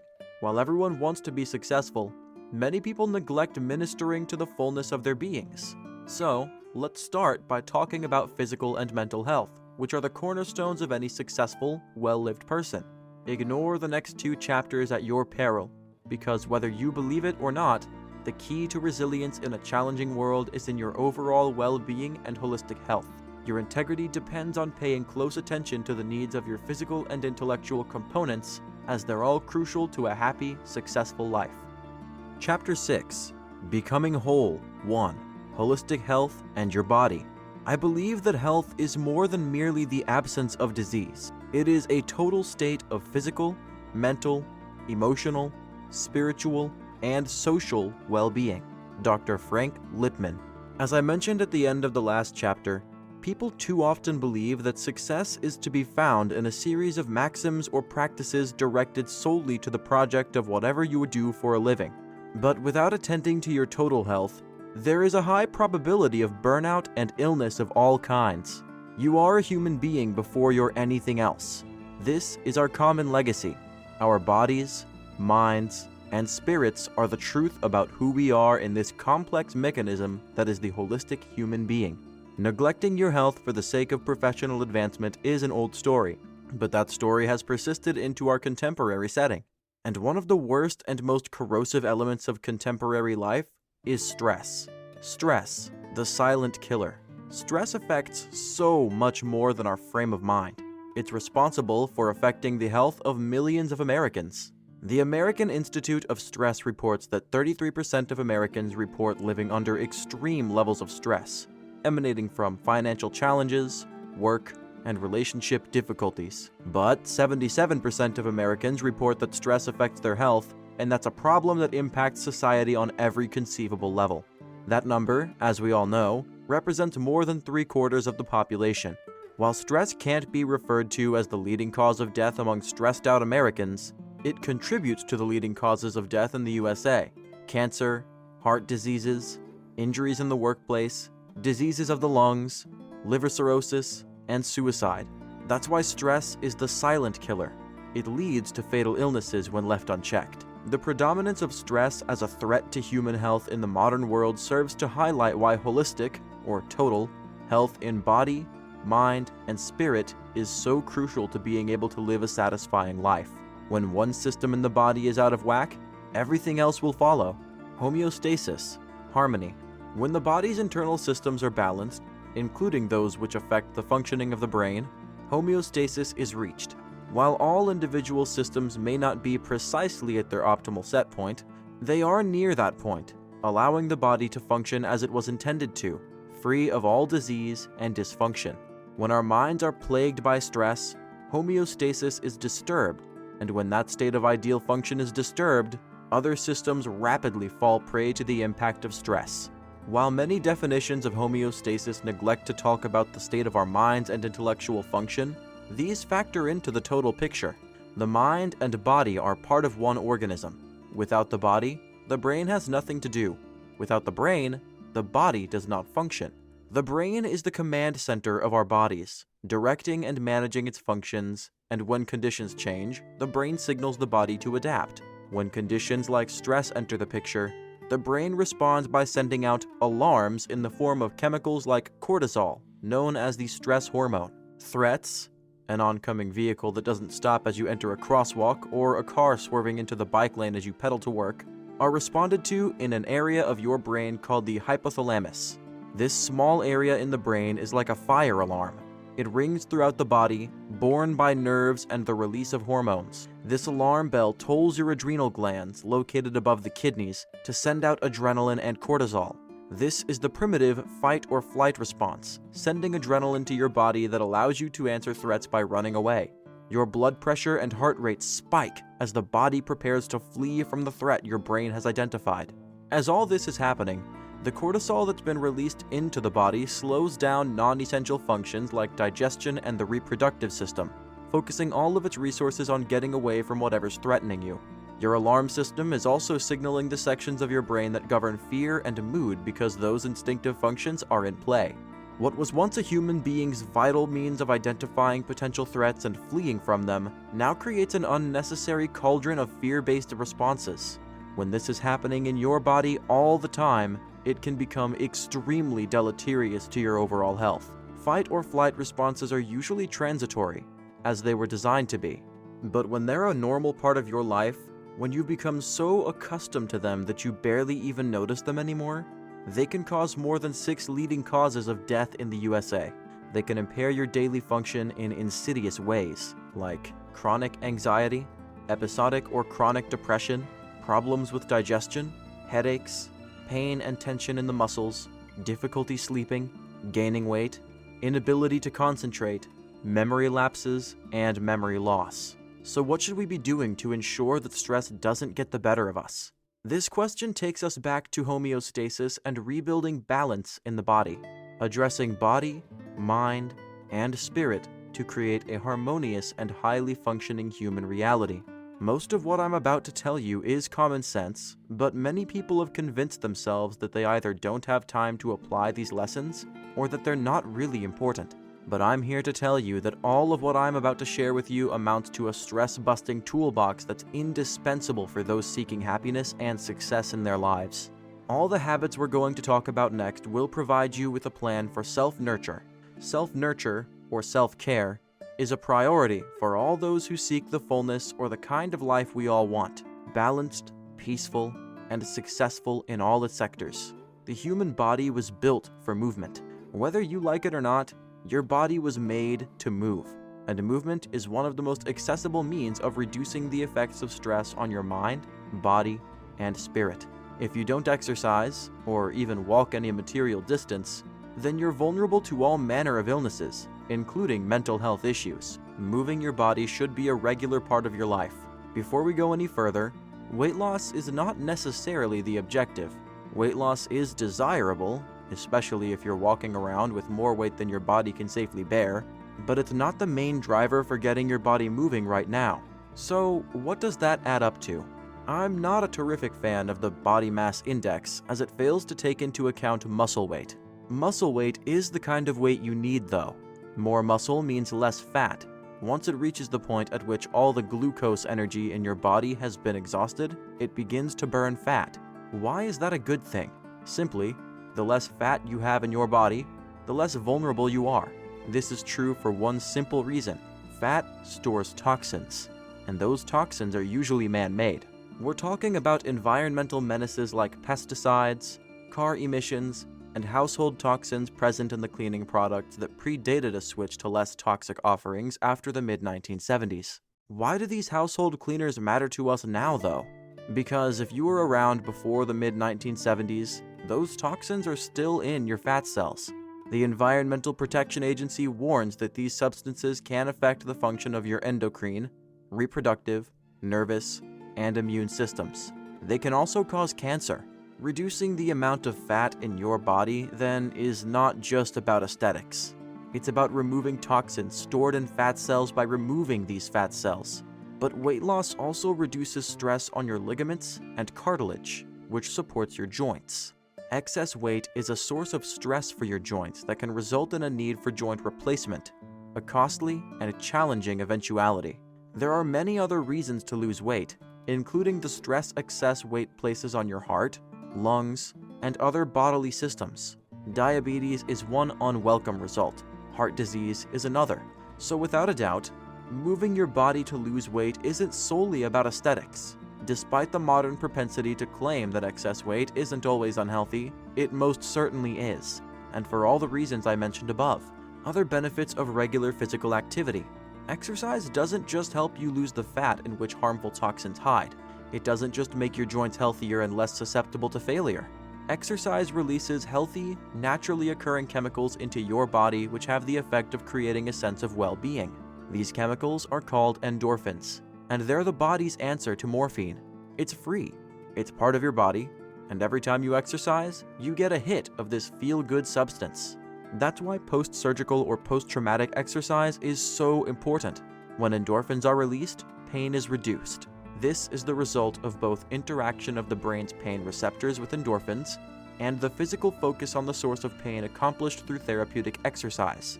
Regular exercise also supports a sounder, healthy sleep cycle, and sleep is one of the cornerstones of health. Getting between 7 and 8 hours of sleep per night is the gold standard for healthy function.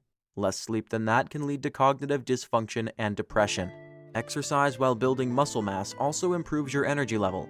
Because a body that moves has a healthier heart, it makes you feel less tired and more able to get through everything you need to do. Every time you exercise, you're supporting your heart by delivering increased oxygen to your circulatory and other key systems, as well as key nutrients. Sustainability. If you're new to regular exercise, or it's been on the back burner of your busy life for a while, there's a key word you need to keep in mind: sustainability.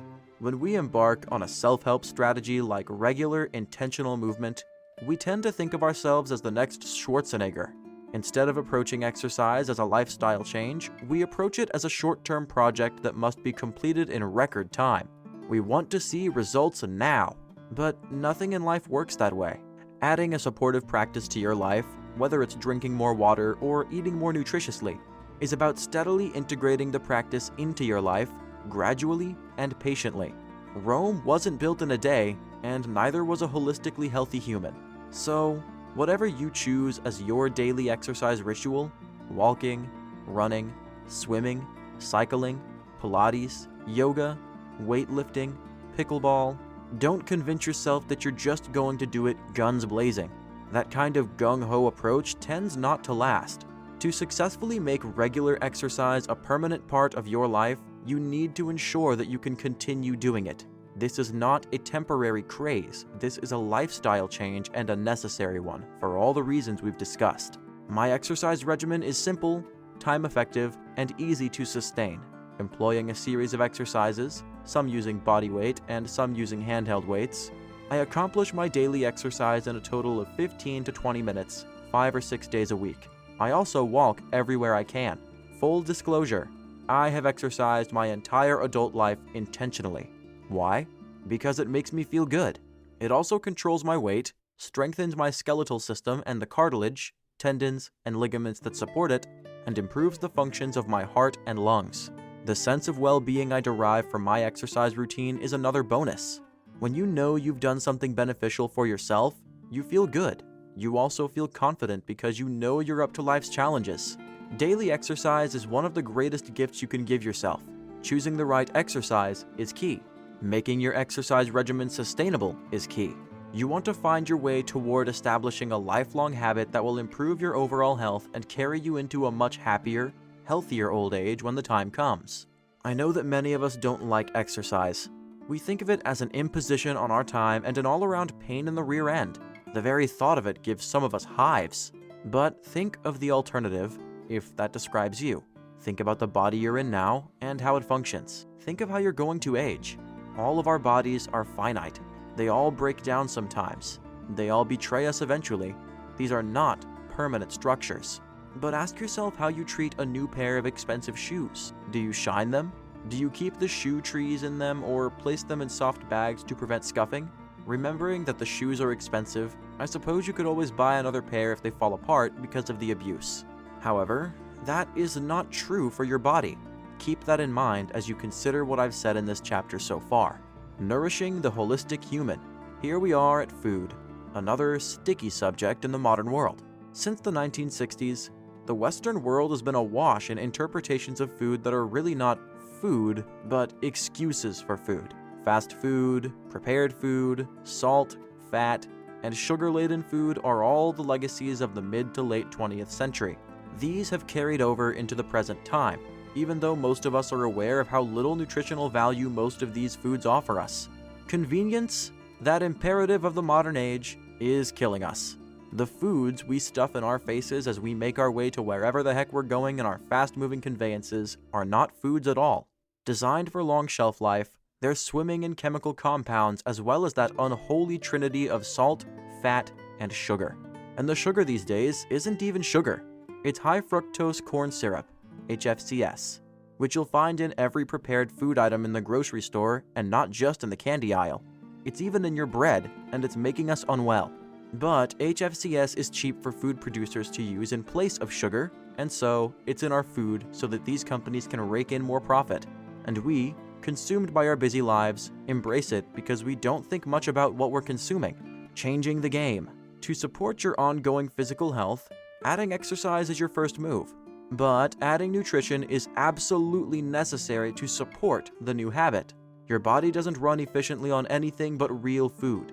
And when I say real food, I mean food that you buy in its raw form. Prepared food is the site of all manner of hideous, unnatural ingredients. They do nothing for your body and everything for the shelf life and appearance of what you're eating. When you buy food and cook it, you know what's in it. Buying food items in their raw form helps you control what you're eating and its nutritional value. Does it sound complicated?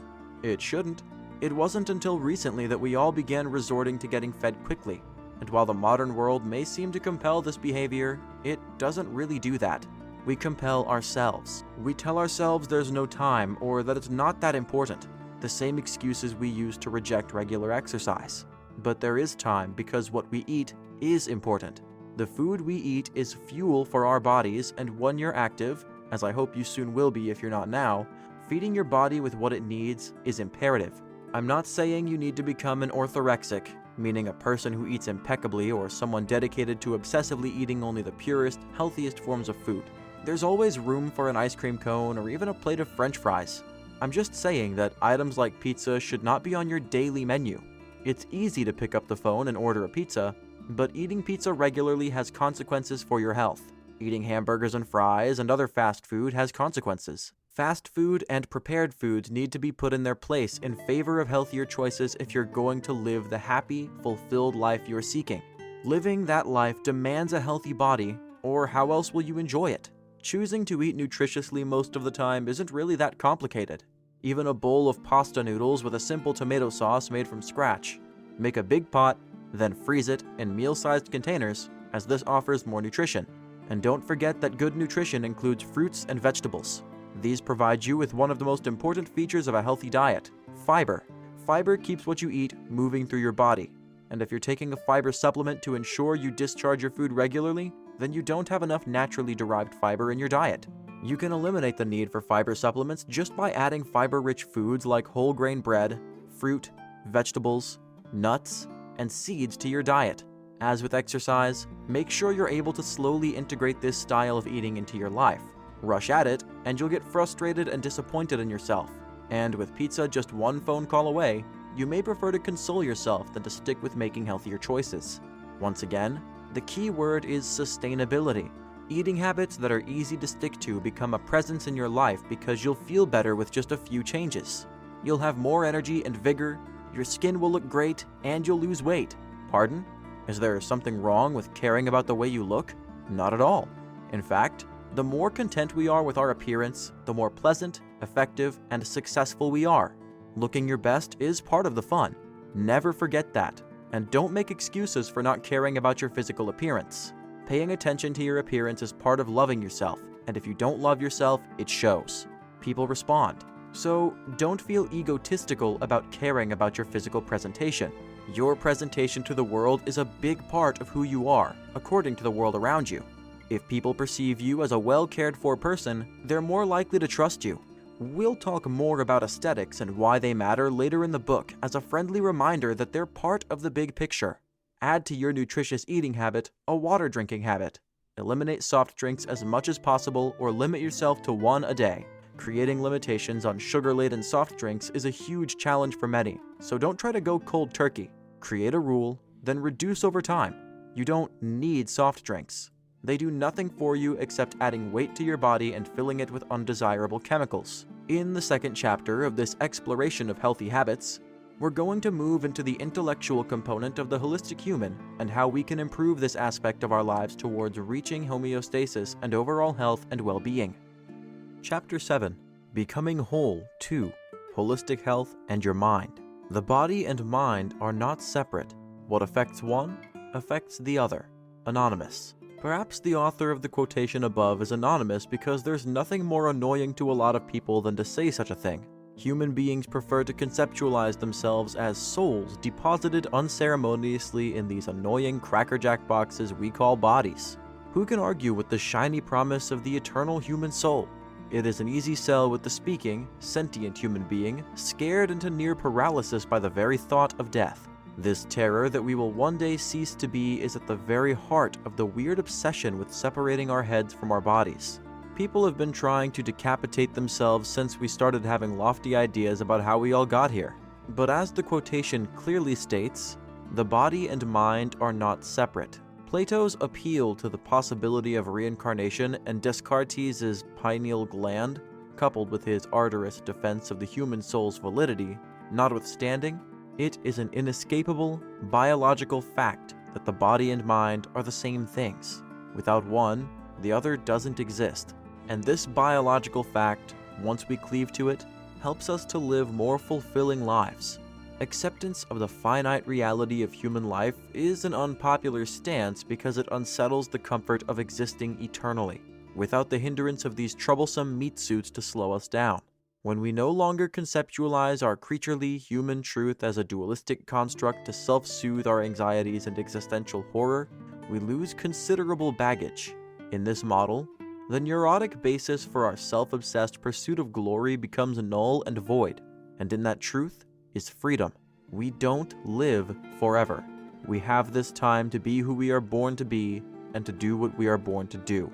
This model also covers the importance of viewing the human organism as a holistic and indivisible consubstantiality.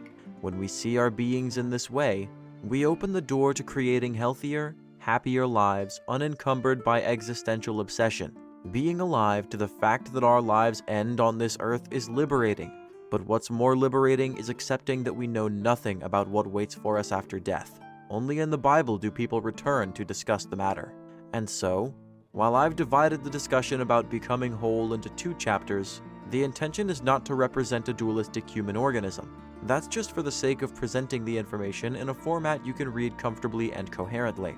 Your mental health impacts your body, whether you believe it or not. Conceptualizing yourself as a whole being makes it easier to understand why. The quietly whispering life of the mind, when it gets too insistent, makes itself known through the superhighway of the nervous system, and before you know it, you're not feeling so great. We've talked about exercise and nutrition in the previous chapter as part of a self-help effort for the body, but the mind has its own nutritional needs over and above what's shared with the rest of the body. As a matter of fact, the brain consumes 20% of our calorie intake. When you think about it, 20% isn't much of a commission when you're the organ that runs the whole shooting match. I'm not saying the organism is the body's most important organ because homeostasis, the balanced human organism, precludes giving it that status. That said, we know it's at the wheel. So, there's another reason to eat well. If you want to think well, you need to feel well, and vice versa. Nutritional psychiatry. When you own something of value, like a car or an antique, it's assumed that you spare no effort in maintaining that item at its most impressive. It's beautiful. It's amazing.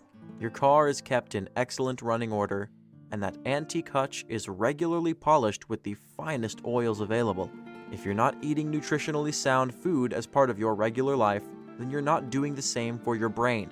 Just as you spare no effort to keep your external life amenities in order, your brain needs the best you can offer it. Careless eating habits can seriously impact our mental health. If many of us are cavalier about our bodies, we're completely oblivious to the reality that poor nutrition negatively impacts healthy brain function. If anything should get our attention, it's the emerging discipline of nutritional psychiatry. While still in its infancy, and not equal to the more severe forms of mental health disturbances, research is revealing that nutrition should be implicated in the treatment of low-level issues. Please refer to the resources section for links to trials and studies. Among findings derived from ongoing research is that nutritionally high-value foods can improve mood, reduce physical inflammation known to influence the development of depression, and that following the traditional Mediterranean diet was validated by research to be a superior treatment option for low-level or mid-level depressive states. Please note the connection between physical inflammation and depression. This is just one illustration of how integrated and interdependent all the body's systems are. Because of that fact, nutrition's value is holistic, feeding our minds through the organ that thinks and controls the functions of our bodies. The brain's ability to do its crucial work depends on what you eat and drink. When thinking of the body in this way, there is less mystery attached to the brain. Knowing your brain as your body's control center improves your relationship with this sector of your being as a function to be nurtured and curated. Nutrition that feeds the body must also feed the brain. We acknowledge this only in passing by acknowledging that children require food that feeds their brains. But adults need that nutritional support even more. With adulthood comes pressures that we're often surprised and destabilized by. Fortifying your holistic health prepares you for all that might come. Mental strength goes well beyond nutrition, though. Mental strength is, again, not only born in the mind, but in the body. When the entire body is viewed as the grounding of your being, without which you would not exist, your conceptualization shifts to one of stewardship. Instead of the cracker box we're annoyed with half the time, its insistent, sense-it needs forever calling us to the bathroom or the refrigerator, we find in the body the site of all we enjoy in life. It moves us through the world. It creates movement. It is all one thing, and it is us. And without a healthy mind, we are not who we might be. So let's talk now about other types of nourishment for the brain and how we can live unencumbered by some of what can happen in the mind when we neglect its needs. The science of emotional equilibrium. In the 3rd century BCE, Zeno founded the school of Stoicism in the philosophical cauldron of Athens, Greece. Stoicism's edicts are often misinterpreted and have been through time, but there is much in this philosophic school that merits a look. Stoicism's central thesis was emotional equilibrium, presented as the idea of having an individual will that followed the edicts of nature. This temperamental ability is called equanimity. Equanimity is not in step with the frantic, self-obsessed nature of the 21st century. Equanimity is not brashly individualistic. It's not flashy. Equanimity seems a little even-tempered for our florid times. That's why we need it now more than ever. The Stoics were right. Human beings tend to screw up and then blame someone for it. The source of our discontent is ourselves and our discontent. As we've discussed earlier, our distaste for personal accountability, which has reached pandemic scales, is corrosive for ourselves and others. When we fail to hold ourselves accountable, we hurt ourselves most of all. Other people respect us less. We undermine ourselves. But learning to foster equanimity is a life skill that takes much of the pain from our lives. We generate a great deal of pain in our minds. Our anxieties and insecurities lead us astray.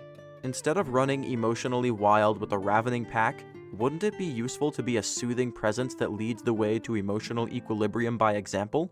Rewiring your attitude. Finding your inner stoic may seem like a lot of work, but it's not really. Not in the great scheme of things.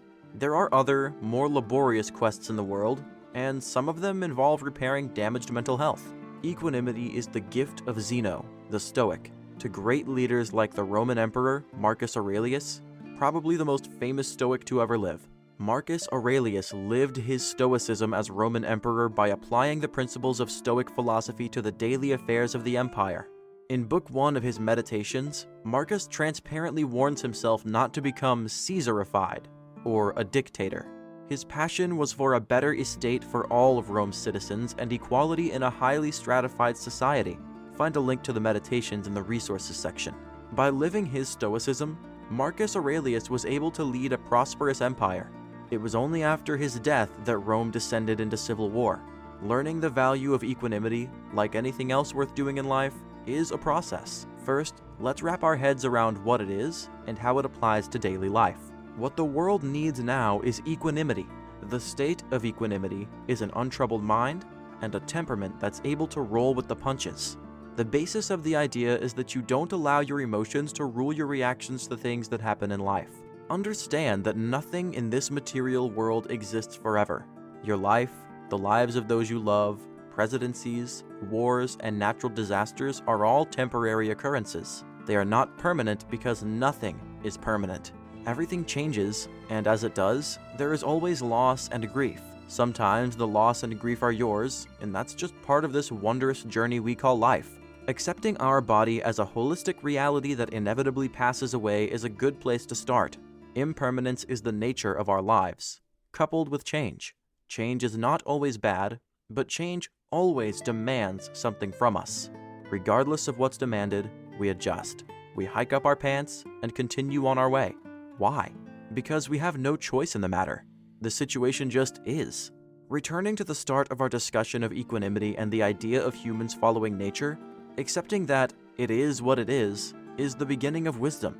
Intellectually apprehending that the universe isn't sucker punching you or throwing you a curveball depersonalizes loss and catastrophe in a world far too married to individual agency. The individual agency doesn't move your house out of the path of a tornado or stop you from having cancer. It doesn't prevent the loss of loved ones.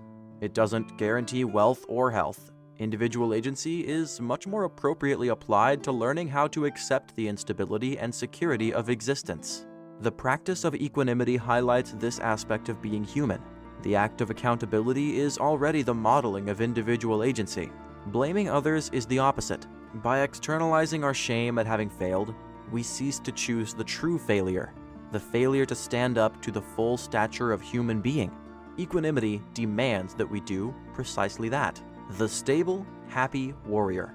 While there is a strong trend toward recommending mindfulness meditation for everything that ails you, it's important to understand that this practice tends to work best for those who don't face significant boundaries in regulating their emotions. Those who do should more appropriately seek the help of mental health professionals. With that disclaimer out of the way, regulating our emotions in the confrontation of some of the less than happy circumstances of life is how we can face those circumstances. Being aware of and in control of what's going on inside of us emotionally helps us to understand the emotional landscapes of others. In turn, this benefit offers enhanced emotional intelligence, one of the most sought-after leadership skills in modern employment marketplace. In the resources section, you'll find further guidance about training yourself to accept the life that's in front of you while using the ability to regulate your emotions as a life skill. Accepting the vagaries of the world doesn't mean giving up. It means having the will not to allow it to crush you or to disturb your mental health to the point of illness. Equanimity is the freedom to live in a reality that you master emotionally by confronting it as a stable, balanced human being. Acceptance is at the heart of it. Chapter 8. New input is good input. You can only grow if you're willing to feel awkward and uncomfortable when you try something new. Brian Tracy. Do you consider yourself a creature of habit? In many ways, I consider myself to be exactly that. My daily routine is punctuated by things I do at a certain time. I've always been a little bit regimented in that way because I know that if I don't take an organized approach to life, things will go sideways. I need structure in my life. It serves me. It delineates the progress of my days and supports my need to get things done in a timely manner. On the one hand, I'm highly disciplined. On the other, I'm a bohemian train wreck. But the structure in my life, regularly observed habits, and rituals provide me with the flexibility I need to pursue activities I don't schedule every day. These may be grocery shopping, which I do whenever it's required as I live near an excellent market, chores, appointments, or social opportunities. I prioritize what needs to be done and do it because I build structure into my life which demands that I perform certain non-negotiable activities in specific time frames. As with goals, so with the conduct of daily life, the structure prevents me from going off the rails and then feeling overwhelmed by the 50-car pile-up procrastination has caused. But what I do outside that framework is much less regimented. I allow myself needed spontaneity outside the realm of household, health, and work needs. This allows me to do exactly what this chapter is here to discuss: trying new things. Just as we nervous humans fear change, we're not so fond of trying new things either. Those who are willing to do so are either admired or viewed with suspicion. My bohemian train wreck side comes out when I try new things. Often, I know that I will not excel, also known as sucking badly, at the new thing I'm trying, but I don't care. It's a new thing. If I feel that it might be fun to try, then that's enough reason for me to have a crack at it. There's always the possibility of surprising myself, because every now and then, the new thing and I get along and I gain a new interest, skill, insight, or passion. There are many things in life we wonder about doing but never step up to try. I'm going to share with you one of my most special experiences of trying something new. Then, we're going to move on to some other thoughts on the power of novelty in your life and how you need to allow yourself to explore to get at the real riches offered by the unknown and untried. There's no fear of failure. You can't fail because you're new to the very thing you have resolved to try. So suck it up, my buttercups. Let's start with my first experience at stand-up comedy. It may well be my last, or it may be the start of something exciting. Whatever it is, I created a new avenue in my life. I need not stroll down it every day, but it's added more texture to my life, and that's always welcome. More texture means more of everything. More joy, more fun, more friends, more insight, and more satisfaction. Standing up and trying something new. All my life, I've admired stand-up comedians. They have been making me laugh since before I understood what the heck they were talking about. Phyllis Diller was the first comedian I remember well. It was her kooky appearance and stage presence I came to love. I didn't understand what she was talking about, but I knew it was funny to have a husband named Fang and to wear a crazy outfit. I've always appreciated a clever turn of phrase or an illustration of life's absurdity. The stand-up comedian, when gifted, is a wild amalgam of charisma, public relations, transparency, prophecy, performance, writing, agility, and so many other attributes and skills. It's mind-boggling to consider. What goes into a high-quality stand-up comedy routine is downright daunting, and the greats of the genre deserve to be where they are. They're workhorses. So recently, I decided I had a bit of an itch to try stand-up comedy. Writing is one thing, but adding your physical presence in a stage-aware manner before a live audience, not your pets, is a lot. Lots of preparation, lots of editing, practice, memorization, stagecraft. I wanted to know what it was like. What did it take to create a brief stand-up routine for an open mic? I had no idea, but the journey had its benefits. My first move was to acquaint myself with the current standards of the genre. As I watched, I noted stylistic themes and motifs and the fact that movement was important to some comics, but not to all by any means. More important was the presence. There was a great deal of diversity of subject matter and presentation styles I noticed as I lurked in the precincts of the stand-up world. I became almost hypnotized by the talent of some of the people I watched, and then by the idea of writing some of my own material. I was both trying something new and answering an unexpressed call. For me, the project of bringing a joke told by a friend about her hair into the realm of stand-up comedy was one of the most exciting things I've done in a long time. I don't know if I'm any good at it, so I'll try again. Why not? It's not new anymore, so now I can add holding myself accountable for my performance. That's a twofer. And anyhow, it was fun to do something new. Another advantage of trying new things is that new things shed light on old things and bring change that ripples through your life in incredible ways. New things can change everything in your life if you pay attention to what the input means beneath the surface. The freedom of not giving a hoot. Trying something new is more powerful than realizing a long-forgotten dream. It's more than wish-fulfilling or thrill-seeking. Trying something new challenges you to assert your identity and to be comfortable with it on the cosmic scale of not giving a hoot. Not giving a hoot in the catbird seat. When you're genuinely in possession of yourself, knowing who you are, you're not afraid of anyone or anything. Derision? Big deal. Mockery? You've heard worse. You're a feather floating in the universe, and who knows who the bird you fell from may poop on. When you don't give a hoot if you win, lose, or draw, you're the most powerful, authentic you that has ever been. This is who you were born to be, not giving a flying fart what anyone thinks. This is your idea of fun. That is total personal freedom. And is there anything more sought after? True freedom is an internal state which transcends all externals. It is the acceptance of the way things are, for better or worse. Equanimity that makes it possible to not have a single hoot to give. Win, lose, or draw, throwing yourself into the void with a big, crazy smile on your face and not dying in the process is a victory like no other. A lot of people would rather die than try something new. They tremble at the implications. They may not like it at all. They may fail in public. They may suck. In reality, most new things are not only innocuous, but beneficial, especially if you start with something less terrifying than, say, exposing your inner life to a room full of strangers as you attempt to make them laugh. Instead, you might want to try an ethnic food you've never eaten, or walk to a coffee shop you've never frequented and enjoy a coffee.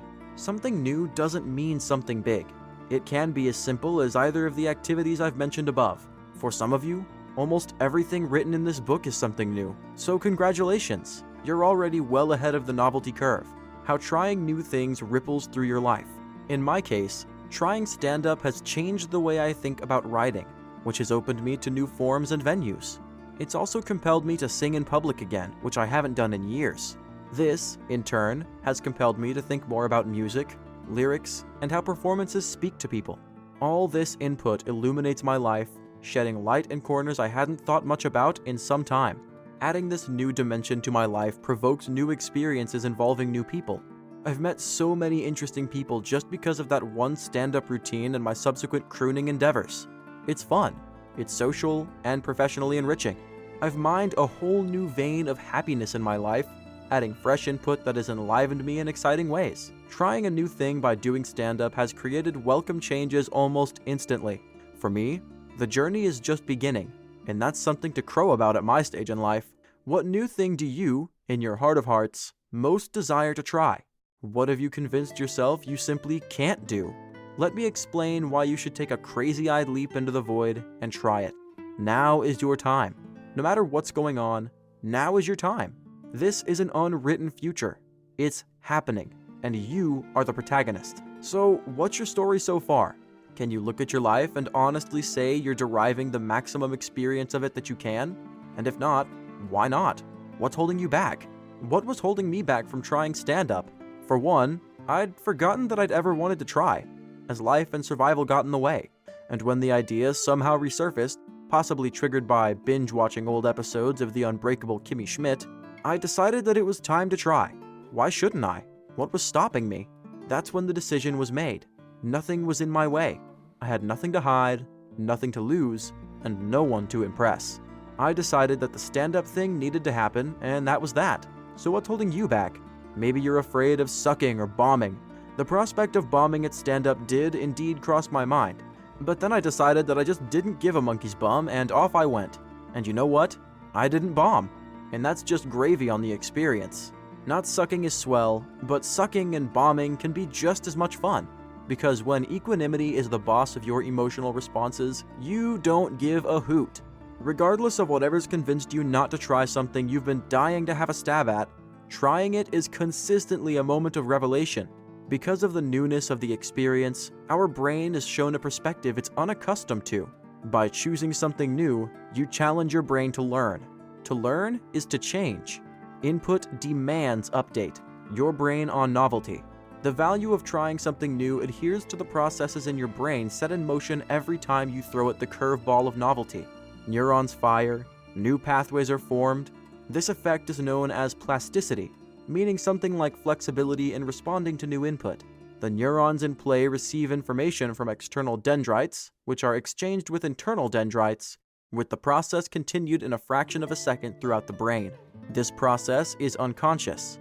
The brain has no idea what you're slipping by it, yet.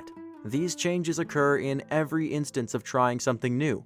It doesn't matter if it's stand-up comedy, welding, or horseback riding.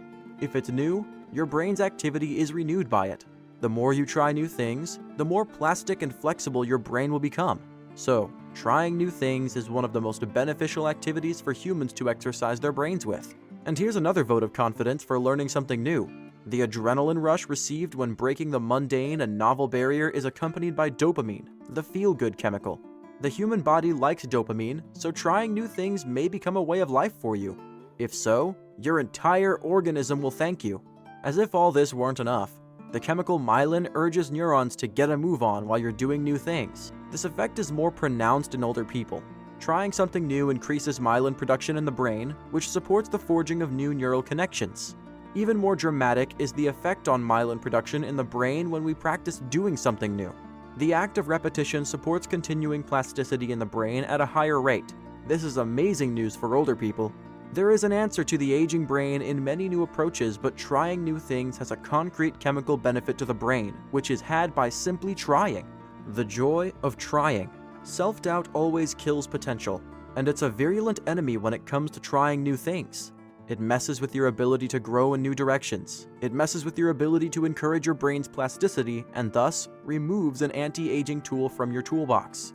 If what's holding you back is doubting that you can do what you'd like to try, deep down, or fearing that you'll suck or bomb, then it's time to address self-doubt decisively. It's holding you hostage to the unchanging, unchallenging mundane. As I said at the beginning of this chapter, I need my daily structure. What I also need is new input. Flexibility in your life is the first front in your war on the mundane. But why wage war on your comfort zone and static certainty? Simply, comfort and certainty are the enemies of reality. Reality changes, and so must you. Trying something new as often as possible encourages growth. It pushes you to places you've avoided for whatever reason. There is nothing to fear when you don't give a hoot. Slaying your self-doubt is a project, but once you've achieved it, you're living in the kind of freedom most people only dream of. Trying is the victory. Trying is the reason. You don't need to set the world on fire. Only your world. The joy of trying is the sweetest fruit, only available to those willing to climb out on a limb. Even if the limb is high and the prospect of falling is scary, the reward is far too attractive to pass up. And trying something new is watering yourself, offering new growth that might never have seen the light of day had you not gone out on that limb. In the next and final chapter, I'll talk about finding the elusive happiness so many long for. I've left it until now because everything you've been reading in this book leads to happiness. Happiness is a tapestry of elements and conditions. It's not money. It's not the corner suite on the executive floor. It's not winning the lottery. Happiness is balance. Happiness is freedom. Chapter 9. Happiness. The only thing that will make you happy is being happy with who you are. Goldie Hawn. People seek happiness in all kinds of places. For some, happiness is a bank of slot machines, while for others, a bowl of ice cream will do. But these are transitory pleasures. They're over before we've allowed the happiness to penetrate, and when the moment's over, the happiness generated by it ends simultaneously. Happiness is a commodity. At least, it appears to have been commodified. Commercial messaging delineates happiness for us through mass, omnipresent media, and we ingest this messaging. Before we know it, our happiness is dependent upon vacations in exotic locations, monetary gain, power, drugs, alcohol, and other addictions. Material goods like adult toys, ATVs, motorcycles, and jet skis, for example, taunt us, tantalizingly dangling just beyond our reach. We become unhappy because we feel we're getting the short end of this stick in our audaciously commercial world. Where is our jet ski?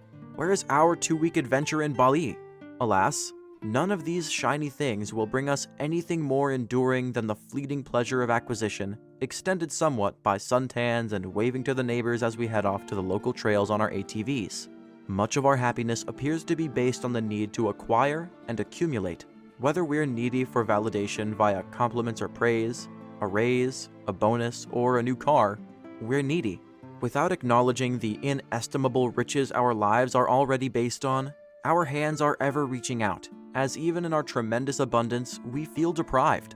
But what if we created lives in which we asserted our value as human beings over the value of things and activities that bring us only a superficial and fleeting facsimile of happiness? That's really what this book is about. What I've hoped to impart throughout is the value of you in all your colors. You are not only a miraculous being, so complex we still don't understand the human animal in its fullness, but you're a creator. You create who you are. You create your worldview. You have the power to create your relationship with the world around you and your responses to what happens within it. You create your happiness. While this may sound like some new age woo, everything I've talked to you about in this book is rooted in scientific fact and experimental data, which is what scientific research is all about if you think about it. What you seek in this world is within you and always has been. Part of finding happiness is acknowledging that truth. Every single tool and concept you've read about in this book is a stepping stone towards happiness, because what you do, you become. When you perform certain daily activities and intentionally seek to be in touch with your emotional life, you are investing in yourself, and investing in yourself is where happiness begins. As Goldie Hawn says in the quote at the beginning of this chapter, being happy with yourself, loving yourself, is the root of happiness. This book is about teasing the best of you out, and because you're reading, you're already working on being happy with the person you are. You're well on your way to finding the elusive bluebird of happiness. Let's discuss in this final chapter the science of happiness and why knowing happiness in your life is one of the greatest individual human achievements. The science of happiness. Because of an almost universal attitude of fear and trepidation about mental illness, the practice of psychology was primarily dedicated, until very recently, to negative manifestations of disturbances to the integrity of our mental health. But when positive psychology came along, that changed. Positive psychology was founded in 1998 by Dr. Martin Seligman, but it has a history going back decades, most identifiably to the work of pioneering psychologist Abraham Maslow. Seligman decided to introduce the discipline as the theme of the American Psychological Association during his term as president. Maslow developed what's known as Maslow's hierarchy of needs, which states that certain conditions need to be met in a person's life before they can move on to matters like creating their own realities via self-actualization. See the resources section for a link to a description. It was Maslow who first suggested the concept of positive psychology in 1968. His ideas center on the humanistic pursuit of mental well-being. Carried forward by Seligman, positive psychological has enjoyed a tremendous amount of interest since 1999. The science of happiness, which is what positive psychology describes itself as, is aimed at establishing humanity's highest expression as a norm capable of transforming society. Imagine, for example, that everyone was truly happy. Wouldn't the world be a much less difficult place to live in? Happiness may be different things to different people, but there are specific states to be pursued by any given individual to arrive at a state of personal happiness. Let's review them. Mindful enjoyment and appreciation. We've talked a little about mindfulness in this book, and now we're going to talk about it again because being in the moment, truly enjoying and appreciating it, allows you to derive all you can from it. Everyone knows the saying, stop and smell the roses, but so few of us seem to take that advice. We're always in a hurry. We always have something to do. We don't slow down long enough to even see the roses, much less take in their heady scent. Moments of profound pleasure should be a reason to slow your roll. We think nothing of slowing down to examine a car crash. That's the negative bias, again, prompting us ever forward and filling our heads with mangled visions of destruction. Isn't smelling roses a much more pleasant way to spend your time? I mean, if you're going to slow down, it may as well be to take in something lovely. Being in the moment and savoring its intense flavor is how you make the moment endure beyond the limits of time, allowing it to add to your happiness. Mindfulness meditation as a path to happiness. Mindfulness meditation isn't as complicated as you may believe it to be. Following a routine of this technique for increasing your ability to live in the moment can be achieved in brief sessions to start, no more than 20 minutes, working up to longer, perhaps hour-long meditations. You'll find more information in the resources section, but for now, this brief description and guide will get you started. Sit up or lie down. It doesn't matter what position your body's in, so long as you're comfortable. You don't want to be fidgeting. Start by controlling your breathing, slowing it down, and entering the experience of breathing consciously. Focus on the physical manifestation of breathing. Feel your breath entering, then exiting, sliding up and down your throat. Now, breathe in through your nose and out through your mouth. As you do this, there's no doubt you'll find that you're aware of thoughts moving through your mind. Divest them of any power. Notice, but don't observe or analyze. Allow random thoughts to slide through unexamined. Choose to be in the center of what you're doing, which is meditating. You may want to add statements like these that support finding your way to a happier existence or something that has special meaning for you. I'm grateful for this moment. I'm filled with hope. I am happy to be living this moment in its fullness. Mindfulness meditation is a powerful way to bring home the potency of living in the moment as a key component of happiness. Being fully present doesn't mean you neglect your life's necessities. It means deriving all you can from each moment you're alive, even if you're just hanging out the laundry. Remember always that life is a gift. It's a miracle we don't fully understand, and yet, here we are. That is cause for abundant gratitude. Gratitude. There's no question that our era is one characterized by extreme entitlement, especially in Western nations. Not only are we almost completely unaware of the abundance we already live in, but to the extent that we are aware, we don't think that this abundance is enough. We want more. We want to be first. We want to have it all. Gratitude is the antidote for entitlement. By recognizing the gifts that others bring us and the abundance of beauty in our lives, we find the happiness of knowing it's okay not to be swimming in money and things. We stop feeling that we're missing out on something by appreciating what we do miss in the pursuit of something better. Gratitude tempers the human animal's voracious greed, replacing it with a humility that understands the delicacy of life and how fleeting it is. Feeling gratitude is wonderful, but expressing it is even richer. When we say thank you for what we have, or for the company we're enjoying, or the meal we've just eaten, we're publicly stating our gratitude and sharing it with others. The gratitude you express to others creates a chain reaction. It both increases the gratitude you already feel and spreads that feeling to the people around you. Entitlement has the opposite effect: alienation, division, and corrosion. Fostering hope. Hope is what gets us out of bed in the morning. We hope that the day before us will be pleasant, successful, even joyful, and hope is one of the secret ingredients of happiness. While it's an open secret, sometimes a pall of hopelessness descends on even the most optimistic person. Life can be like that sometimes. But even in the darkest night, the hope of dawn is not in vain. We know it will come. We wait for it in the darkness, knowing it never lets us down. Hope is the motor of life, driving us forward even when the terrain seems impassable. Looking toward the dawn increases your optimism, and the more optimistic you are, the more of a magnet you are for other people. When you believe that life will turn out just fine, it usually does. When you believe that the light is breaking, it usually is.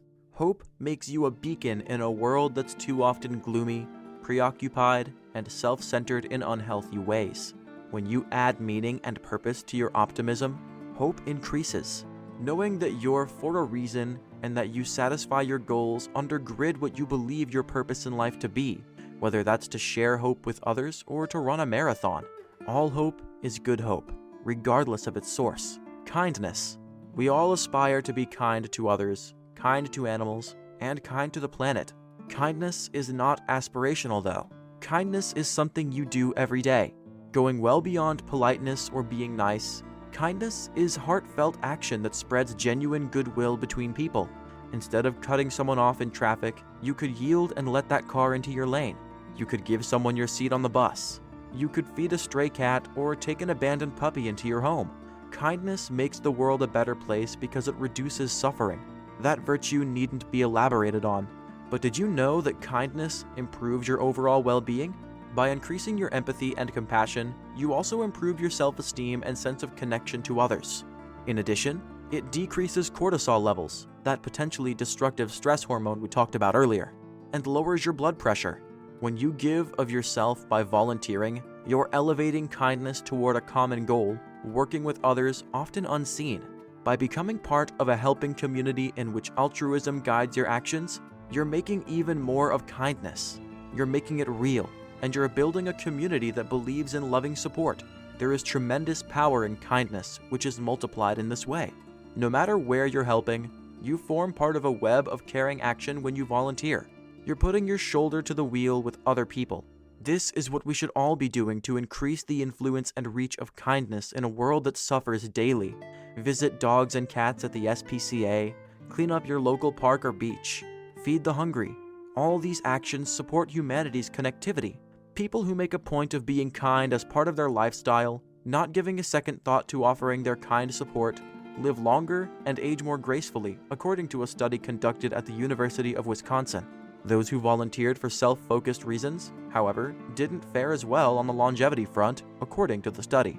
Their mortality rates were almost the same as those who didn't volunteer at all. So volunteering is only beneficial to the health and happiness of the volunteer if their motives are pure. Science has finally confirmed something we all knew. Best of all, kindness, when multiplied, reduces suffering. And any reduction in suffering in this world is to be welcomed. That should make us all very happy indeed. Empathy. Empathy is a unique human quality that allows us to walk with others through their personal experiences of the world in solidarity. It is, in fact, a human superpower that's woefully underrepresented. We may all be made from the very same template, but there are tremendous variations between us in terms of life experience, beliefs, and ethical frameworks. But empathy is unitive, transcending all our differences. Life will always present us with people who don't agree with our worldviews. Sometimes we argue with these people, but even when we do, being able to continue seeing people we don't agree with as fellow humans worthy of love and entitled to their opinions and beliefs is what sets us apart as empathetically empowered. What sets people with strong empathic tendencies apart from others is their ability to maintain what's called object constancy in psychology. This characteristic means that even when we disagree with someone, we're able to continue respecting them, even loving them. Empathically empowered people understand that all humans are a complex blend of what's good and what's not so good about the human animal. We don't divide people into the good and the bad because it's not possible, with very limited exceptions. The ability to empathize gives us the luxury of seeing beyond people's opinions to the qualities we appreciate about them without consigning them to the dust heap for not agreeing with us.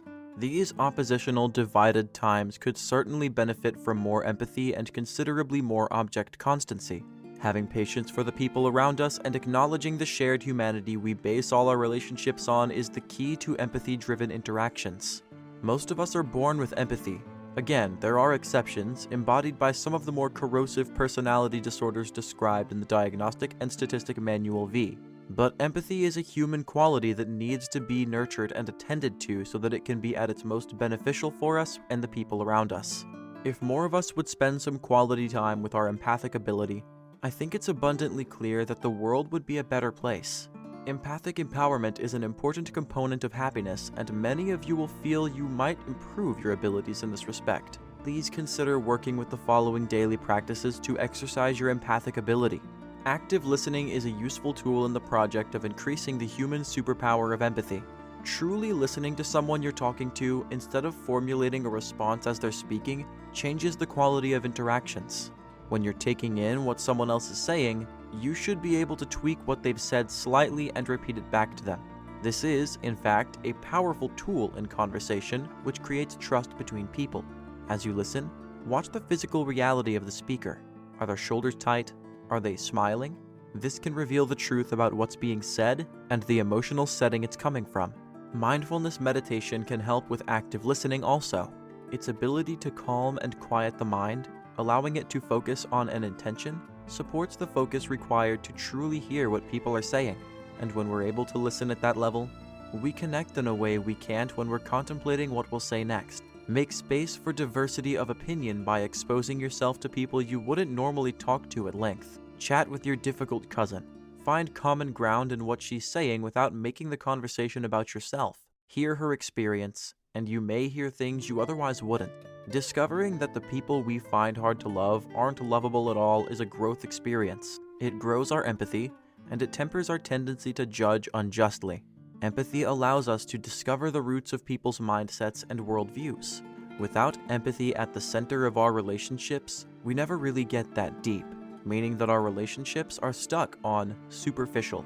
Pro tip: an empathically empowered person may be the target of exploitation by those envious of that empowerment. There's also the ability of attracting people to your immediate circle who hope you are not very bright, the better to take advantage of your empathic empowerment. It's important to remember that living your empathic gifts to the fullest doesn't mean you invite misfortune and abuse into your life. The good news is that people who take the time to develop their empathic gift can see the shadows in people more clearly, especially when those shadows are ominous. Being empathically empowered means a happier life because empathy lets you see red flags that might indicate dysfunction. When you know something's going on with someone, it pays to observe their behavior. You're either correct or you're not. But taking your time when you're around new people is a protective measure you should never take for granted. Don't neglect empathy's people reading aspect, as avoiding toxic people is another life skill that brings you greater happiness. Loving yourself holistically. Goldie Hawn said it best at the beginning of this chapter. To paraphrase the quote, "The way to happiness is self-love." We talked about self-love in chapter 1, and we're going to talk about it again because it's a primary factor in your happiness level. Let's not fall into the trap of misinterpreting what self-love means. It's not gazing at yourself in the mirror endlessly, reflecting on the unparalleled perfection that is you. Self-love is self-acceptance. And self-acceptance is not throwing up your hands, abandoning the hope of improving yourself in any number of productive ways. Self-acceptance is understanding who you are in all your human complexity and not being afraid to challenge your assumptions about who that is. Self-love is not sparing yourself the struggle that change represents. We're all flawed. Many of our perceived flaws are just part of who we are, and many of the flaws we castigate ourselves for are physical. Our physical beings tend to be the site of most of our dissatisfaction. Self-acceptance addresses our dissatisfaction, challenging us to sort out what we can and cannot change. You may not like your nose. People with enough money and a pressing enough obsession may change their noses surgically. Those not in such a position may obsess in vain, stuck with the noses they don't believe belong on their faces. Alternatively, they could accept that nose and keep moving. They understand that their nose is a reminder of where they come from, ancestrally and genetically, and that it's unique, identifying them with a vast throng of ancestors throughout time. When you put it that way, our noses, large or small, snubbed, impressive, Roman, and wide, are the products of our family histories. They are to be prized. In fact, the fullness of our physical presence is the product of those same histories, being formed through time by thousands upon thousands of people to whom we're connected by ancestry. So when we don't love or fail to accept ourselves as we are, we're rejecting our ancestors into the bargain.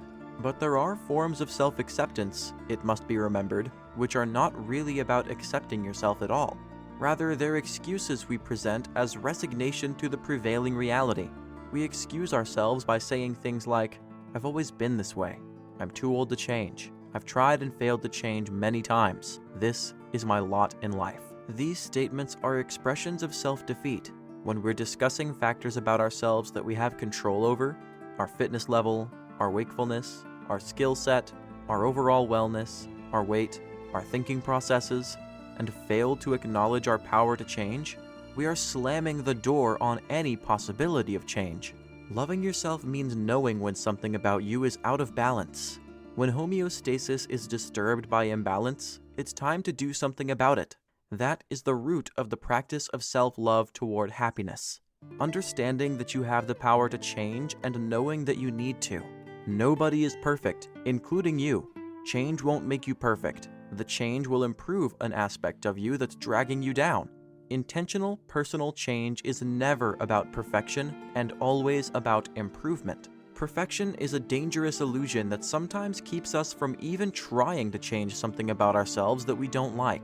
Whether that's being obese or being argumentative, we struggle with the idea of vulnerability to the judgment of others. We don't want to hear that we're less than perfect even if we know we're not. We don't want to acknowledge our weaknesses.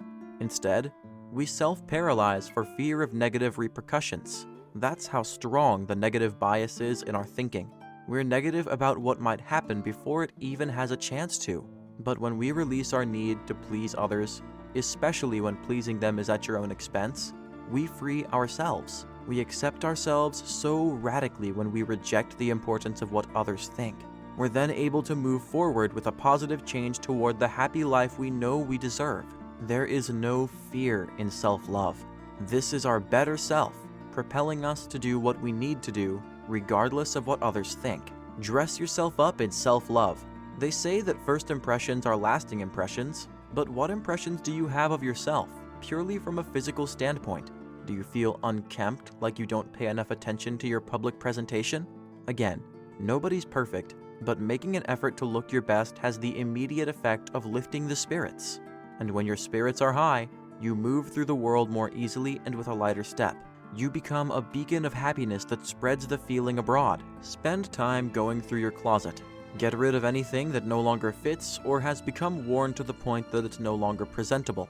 Items that haven't been worn for 6 months or longer and which are in presentable condition should be donated. Pro tip: if the item hasn't been worn because it's missing a button, sew the button on. If the item is torn or stained, make rags from it. Never donate items you wouldn't wear yourself. When you have a wardrobe containing only clothes that you wear, you'll be much more likely to feel good about the way you look. Taking the time to think about what you wear and how it makes you feel creates a greater awareness of how your appearance speaks to other people. There is nothing superficial about taking care of your clothing and personal hygiene. It's not only socially considerate to present yourself well, it's an investment in yourself. We may not care to hear it, but yes, first impressions are lasting impressions. But when your impression of yourself is favorable, when you've created a pleasant public presentation, you feel happier about who you are and how people see you.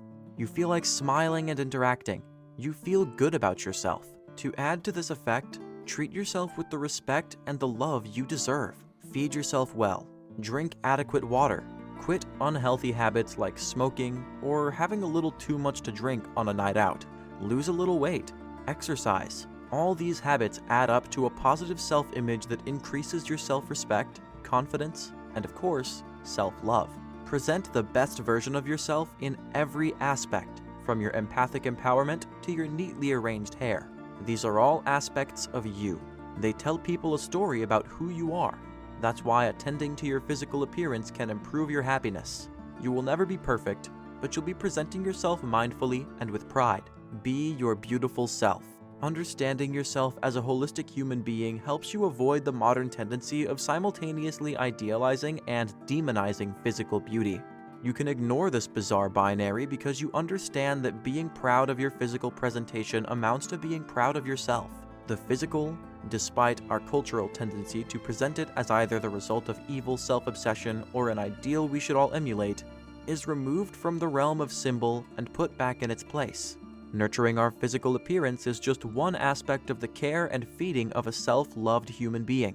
How you present yourself physically is as much a message to everyone who sees you as it is a message to yourself. When you've taken a moment to consider your appearance in this way, you'll understand that vanity has precious little to do with the matter of physical presentation. What it has to do with is self-love and pride in the human being you are. When you're confident enough to present yourself with pride, the modern mythologies and a self-soothing abdication from the physical don't matter. It's you. Your body is your way of interfacing with the world around you as you, and the way you present yourself is part of your communication strategy. What does your presentation say about you? What would you like it to say?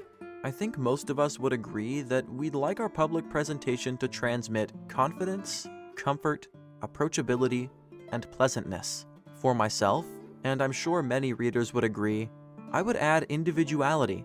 Not everyone reading will be ready for that, and many will not agree that looking unique is desirable. Most people are happy to pleasantly and innocuously blend in, but being aware of your presence makes you something of a thought leader. Not a style leader, a thought leader. By being your beautiful self in a public sense, you're leading others to believe in an increased range of the possible.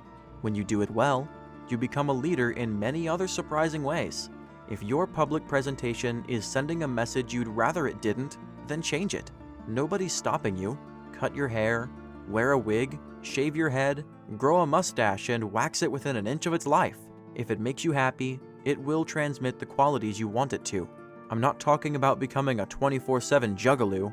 I'm talking about letting what you like guide your presentation. I'm talking about loving yourself enough to present that self-love in a manner that pleases you and incites a positive response in others. As you've read, we could all use a whole lot more positivity in this world and in our lives. Dress yourself up in self-love, understanding that you're worthy. Then let your happiness infect everyone you encounter. That's what happiness does. Happiness grows in concentric circles, bringing light into dark places. Love yourself. Be your beautiful self. Be that light. Conclusion. Thank you for joining me on this journey into self-help and personal development, which discusses some of the key factors to help you create the life you desire. It's been my great pleasure sharing the thoughts in this book with you. I believe that all our destinies, while not entirely within our control, are subject to our input.